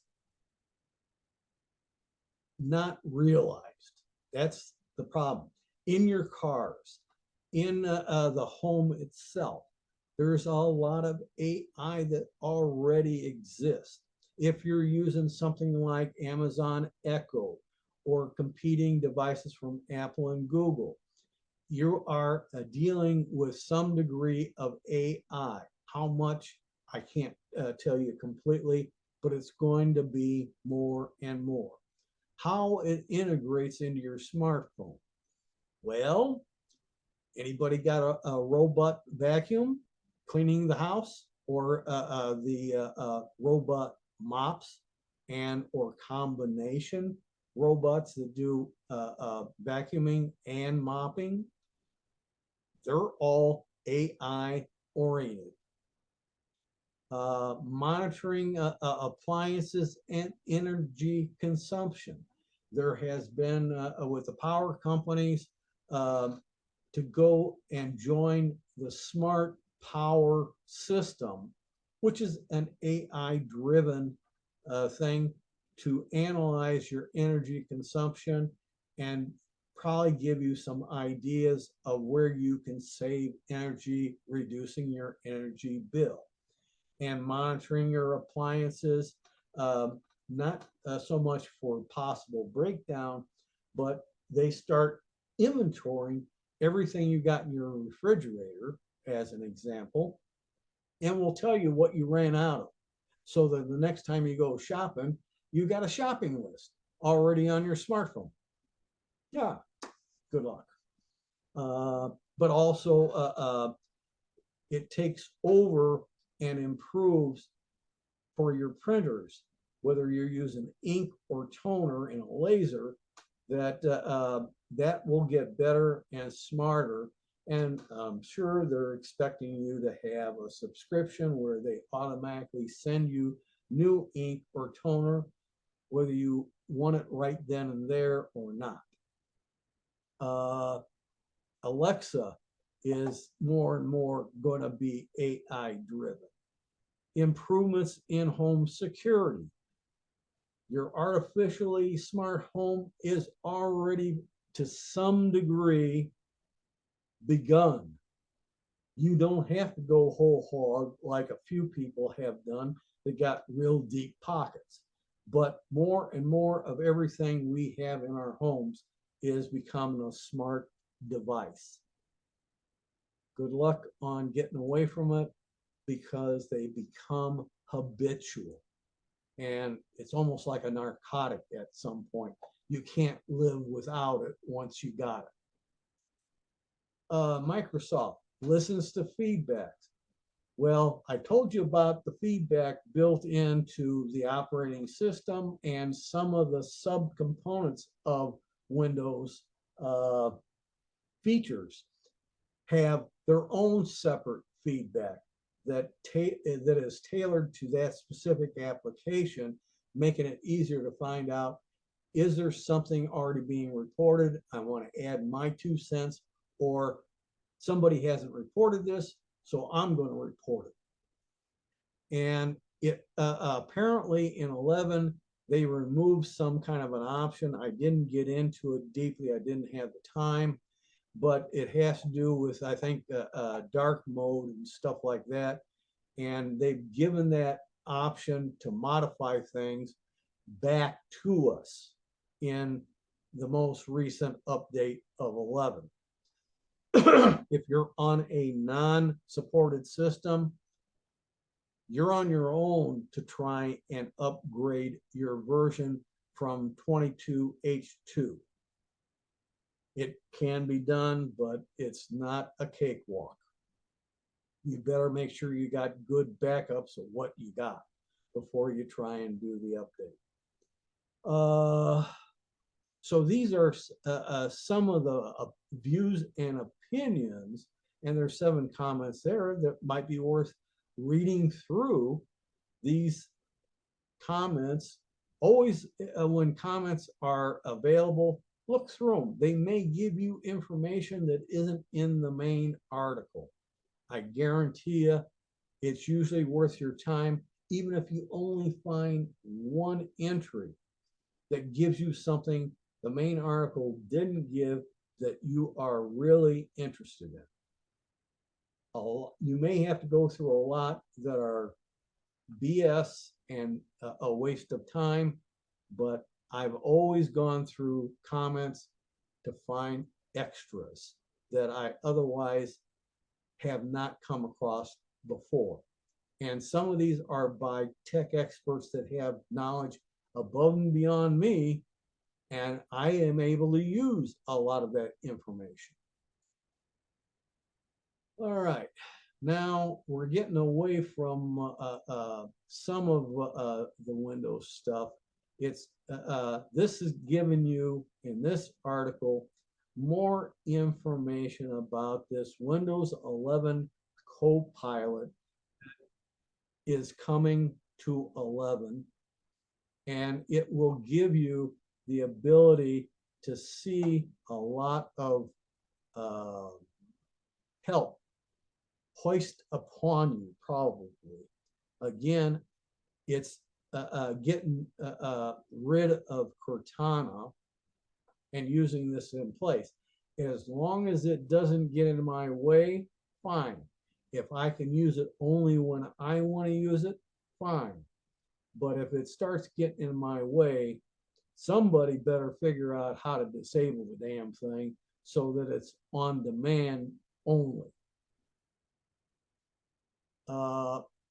Analysis of what are those? This gets into details, what Copilot is and what it can do. So it's not a real long article. If you're really interested on any of these, have a detailed read of the articles. Now, here's another feature of 11, and it will continue forward, I'm sure. How you can pin nearly anything to the taskbar.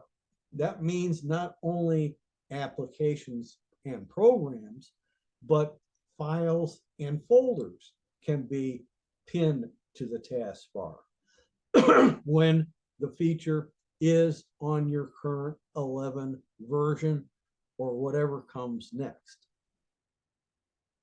So this is something we can all look forward to.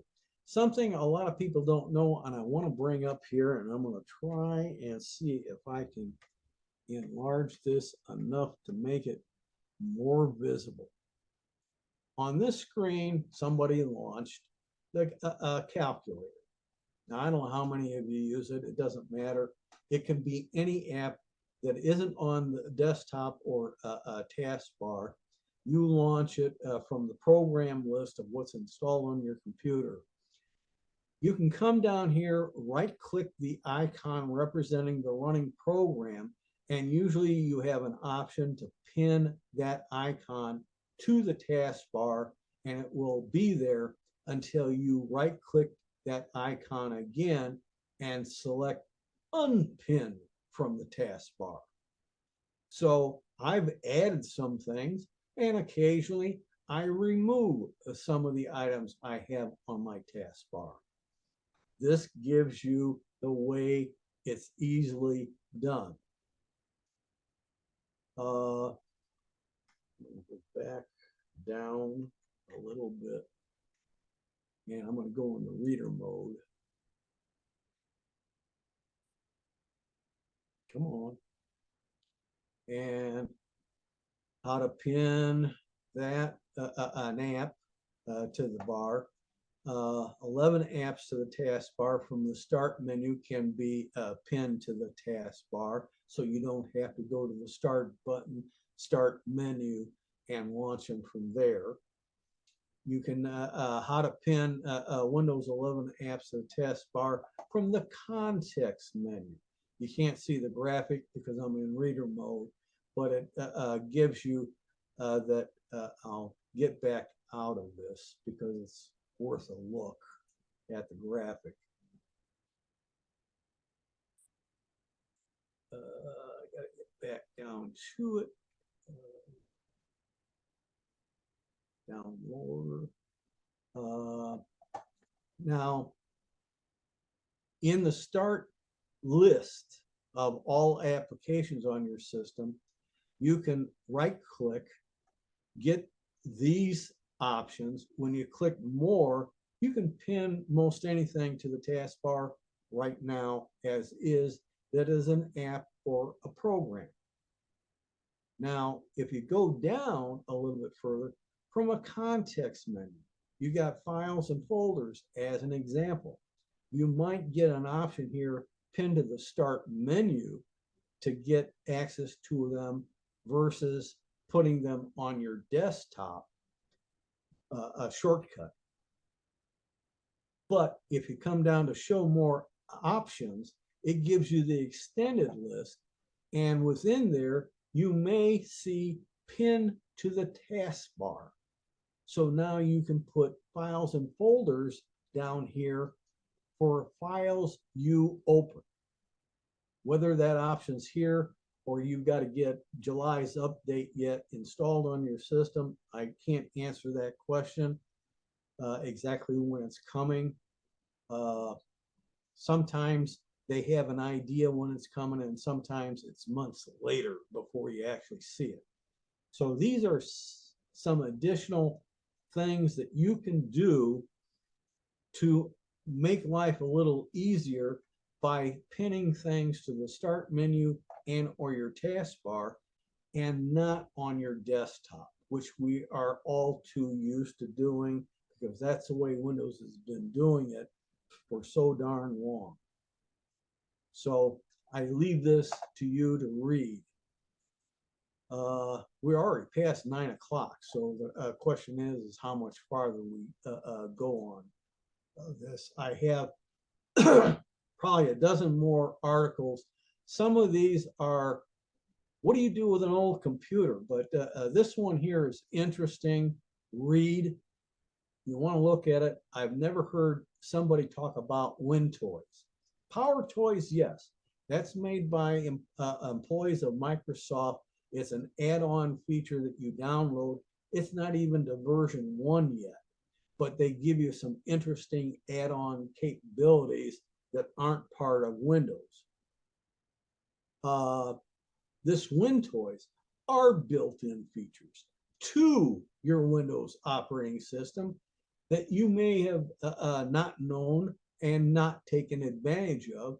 And it gives you the ability to see and understand some of these.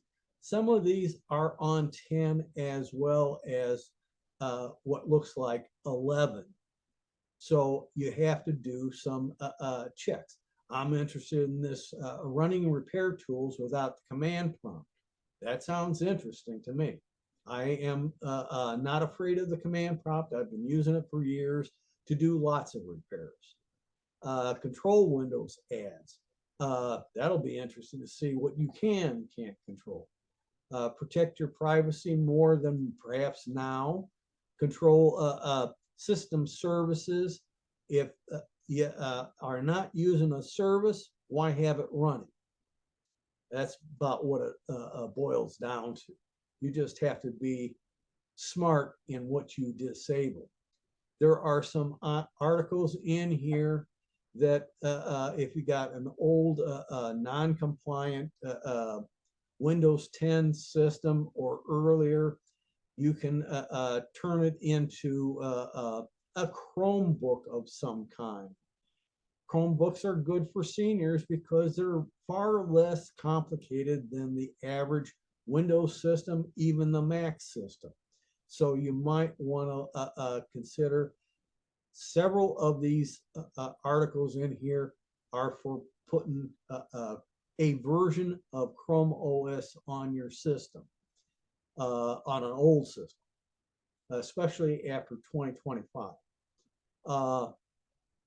There's a few articles in here about some problems causing issues for some users and how to deal with them.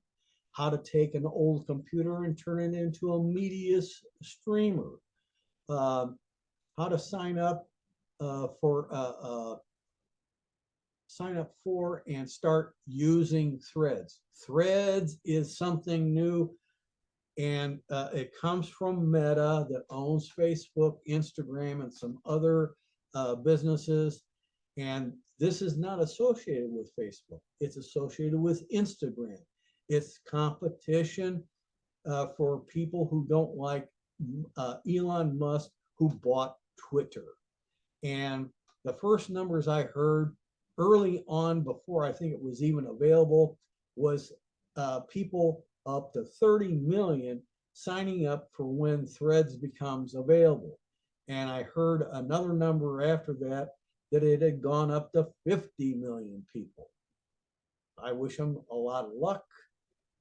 Too many people put too much personal information out there, and between hackers and other cyber criminals that monitor this stuff, good luck. Managing your hardware devices. This is a good read for anybody to learn how to control your devices.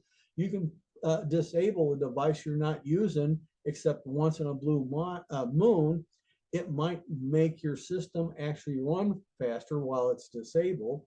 And when you want that device, you re-enable it, use it, and then you might disable it again. AI writing assistance, there's a couple articles for that that can help get over writer's block. There's even one, I don't think I got it in here, but I'm not sure, on how to do a decent email. I've got some people that have written me emails, usually asking for help, that I'm sorry, I can't figure out hide nor hair of what they're talking about. I usually have to call them on the phone in order to find out what isn't in their email message other than the word help. Then you have no pay antivirus packages. I use them. Avast bought out AVG and gave it the same settings interface changes that you can toughen up both products' antivirus capabilities to make it almost as good as the low-end paid product. And that improves your security. I've done this for years on end, more than a decade with Avast, and I noticed it on AVG when they bought it out. Avast bought it out. Avast has been bought out by Norton, if you're not aware of it. But so far, I've seen no real changes that bother me with Avast or AVG.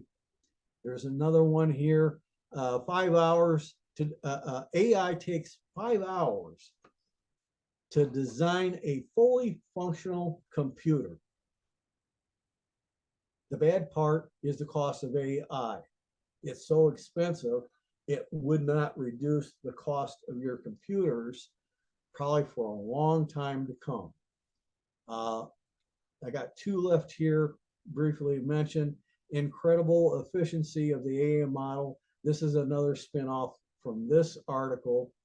And the last one is how to access PC files from your smartphone, iOS or Android, without using the phone app in Windows to do the connection. It uses network sharing, which is a little more geeky way of doing it, but you don't have all the bells and whistles that were added into phone app in Windows that might access things you don't want to have access.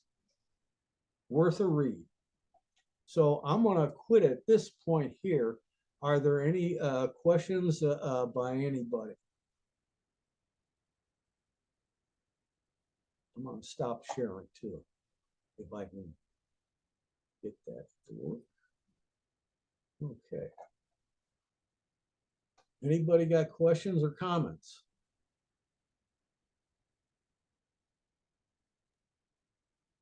Amazing collection of data for us. Oh, it's honestly, I had to go through this as fast as I could just to give you what I did. And as you I'm can amazed see, you were able to do it. yeah, well, like Huey Poplock, you're lucky to get through half of the information that you set up. I was looking at his stuff as you were doing this. Oh yeah. Yeah. But a few of his articles are in here in some form. I usually went to get other articles. And what I'm going to do here is I'm going to try and put in chat the file of articles. That'd be wonderful. And okay, I'm making sure what I've got there. Now I'm going to go to chat, bring that up. And I got to bring that back up again. And I'm going to drag that file down to here and do a send. So with luck, within a minute or two, depending on the internet, you should see in chat one entry. It's the article. It has a W for Word. It's an RTF file. Anybody can open RTF because you have WordPad installed. It doesn't matter whether you have any version of Office available or not, or right. Alternatives. It has a green circle with a check mark. Click the check mark. It will start a download process. Save it in your documents folder, and you can go open up the list. You'll see the individual articles, and they have the URL links. This is what comes up on the screen. I got to share my screen for you to see what I brought up there. And share that.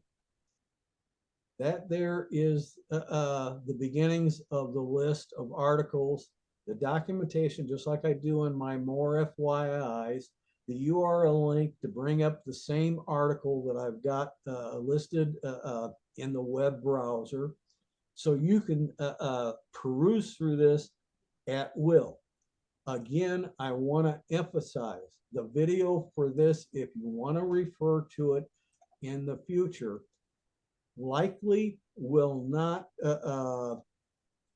be available until late Saturday into early next week, because Sanford's got to come back. He's got the only access to the YouTube channel.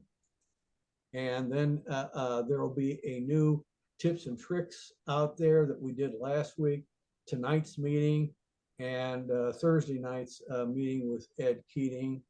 And you'll be able to see what's going on. Those that dropped out of here either aren't interested or they came in late, don't know that I am providing that download in the chat. That's their problem, not my problem. And let alone the articles I couldn't get to. You'll have to read everything on your own. A lot of it is in the Windows 12 stuff repetitive, but each one adds ideas and perspective as to what might be the future. So they're worth reading through at least to some degree. And since if you use Edge, you can have it read it to you while you're doing other things, as long as you can hear what it's saying while you're doing the other things. Like I do with a TV. I may have the TV going, I try and listen, but when I really get focused on what I'm doing on the computers, I don't hear anything. My mind just blocks it all out as noise.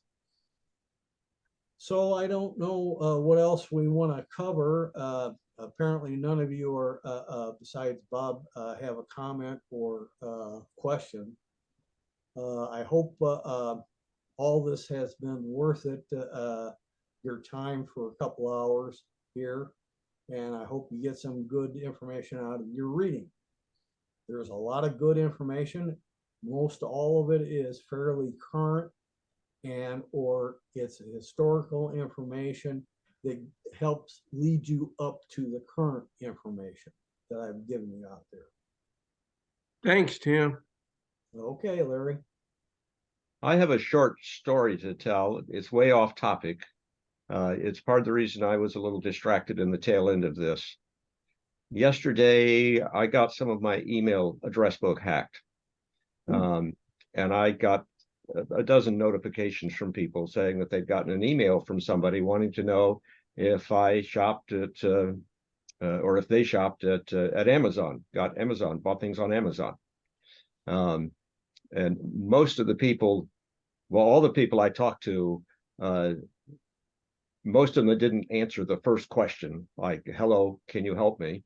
But did answer the first one. Very few of them did. And they got a longer one that said, oh, I've got some relative that's got some horrible version of cancer and I can't get a gift card to help her.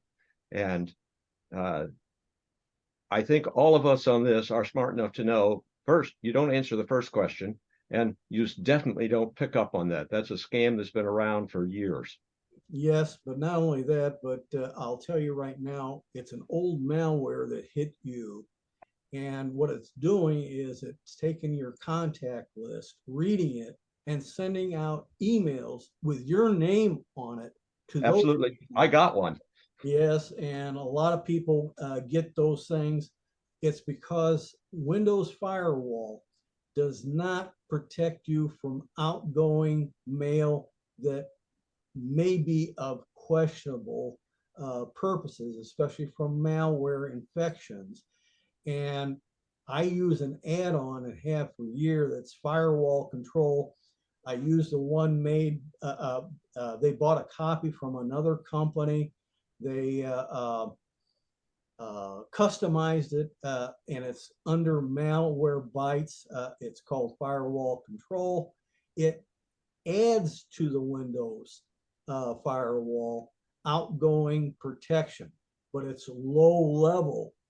So it might or might not protect you from that sending out those emails, but you can elevate it. I only have experimented with it on 1 or 2 systems. It can be a headache because you're constantly attempting to adjust to changes. Oh, wow. To updates, because when an update comes in, suddenly something that should work doesn't work. And then you have to remember, oh, I got a higher level of firewall control. I got to go to that, find out if it's blocking it, unblock it, and let that go through. That's its function. But boy, it can be a headache, and it's not for everybody. Harry, you got something?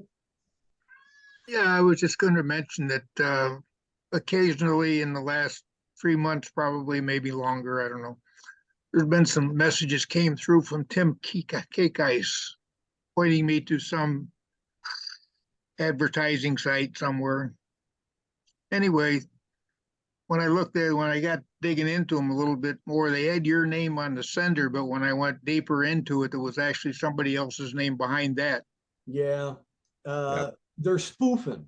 That's a spoof, and it's a common spoof. And this has been out on the internet for a long time. They try and hide their identity with somebody else's identity, just like they can do on the smartphone with telephone numbers.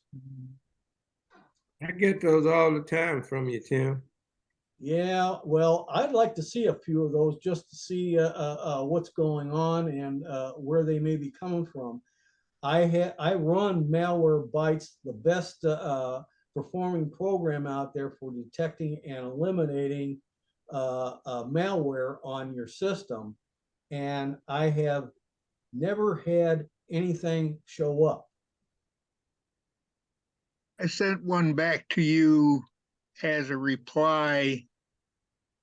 And that one actually had your name both places. It went back as a reply telling you that thanks for the pictures, but I really didn't want any more of them. And that was probably within the last month, but I don't know exactly when. Okay, then I haven't seen it. It didn't come to me because it was a spoof to begin with. It Yeah. went somewhere else to the original sender that really did send the message. And I'm getting blamed for something I didn't do.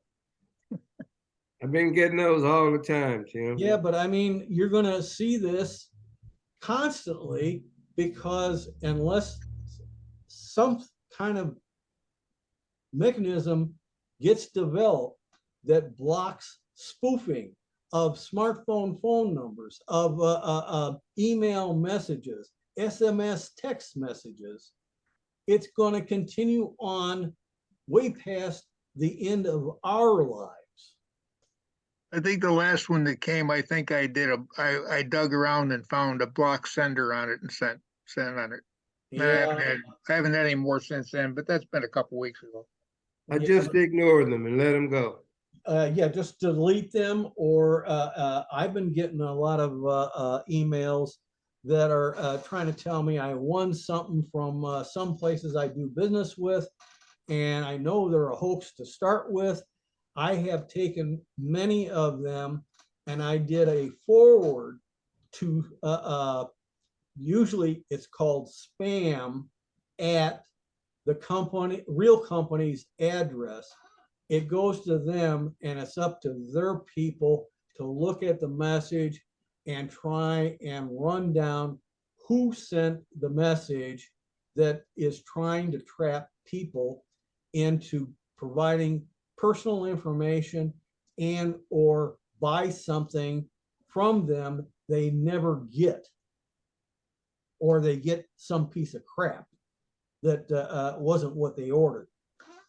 One of those three things is usually what these fishing expeditions are from.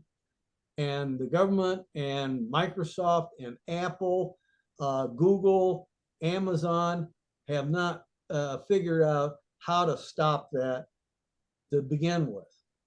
So until that happens on all the major platforms and email providers and cell phone companies and their phone numbers and SMS text messaging, this ain't going to stop.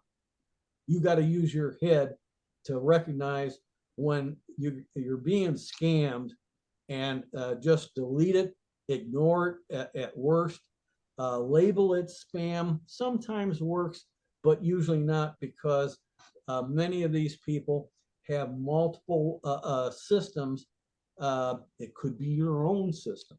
A hacker, if he gets control of your system, creates a zombie, he can send things from your system. If there's ever government agents like U.S. Marshals, they come to your house. They confiscate your equipment. They arrest you, and until they are convinced it wasn't you, they still keep your equipment. You're out of it, and you'll have to buy new computers. But they keep it because it's evidence and gives them the information to eventually track down some of these bad people and put them out of business. All right, Tim. I'm Yeah. going to leave, man. Yep. Okay. So the footnote on my little story is that while I was watching this, I got an email from my daughter's mother-in-law saying that she had finally gotten a $250 card delivered. Really? Yes. I called my daughter They're gonna, You might, she has to stop her credit card immediately. yeah, and Yeah, on top of it too, even with the gift card that the other one got, is it real? You got something physical in your hand, but can you use it? If you go to buy something with that card, are they going to say, sorry? well, my assumption is the card went to the person who was behind all this. I don't doubt that in the least. Yeah. I hope that's where it went. Don't know, but I'll bet Yeah. you 10 to 1, the card is empty, zero credit. The actual money went to the person who created this attack, Yes. and the person whose account got hit with the transaction lost the money unless they did it with a credit card. If they did it with a debit card, you may be out of luck. No, don't do debit cards. Okay. Okay. Then Thanks for listening. I'm going to end the meeting, but it's a lot of good information right here at the end too. So hopefully some people that want to can review the whole video and get something out of it. Tim, a great job. Very Okay. good. Yeah, I'm winded. And we could have gone on from the looks of it for another 1 to 2 hours. Save it for another program. Yeah, yeah. Well, it's only 7:30 on the West Coast. Time to feed the cats. Yeah. All right. Take care. Have a good Thanks night. for letting me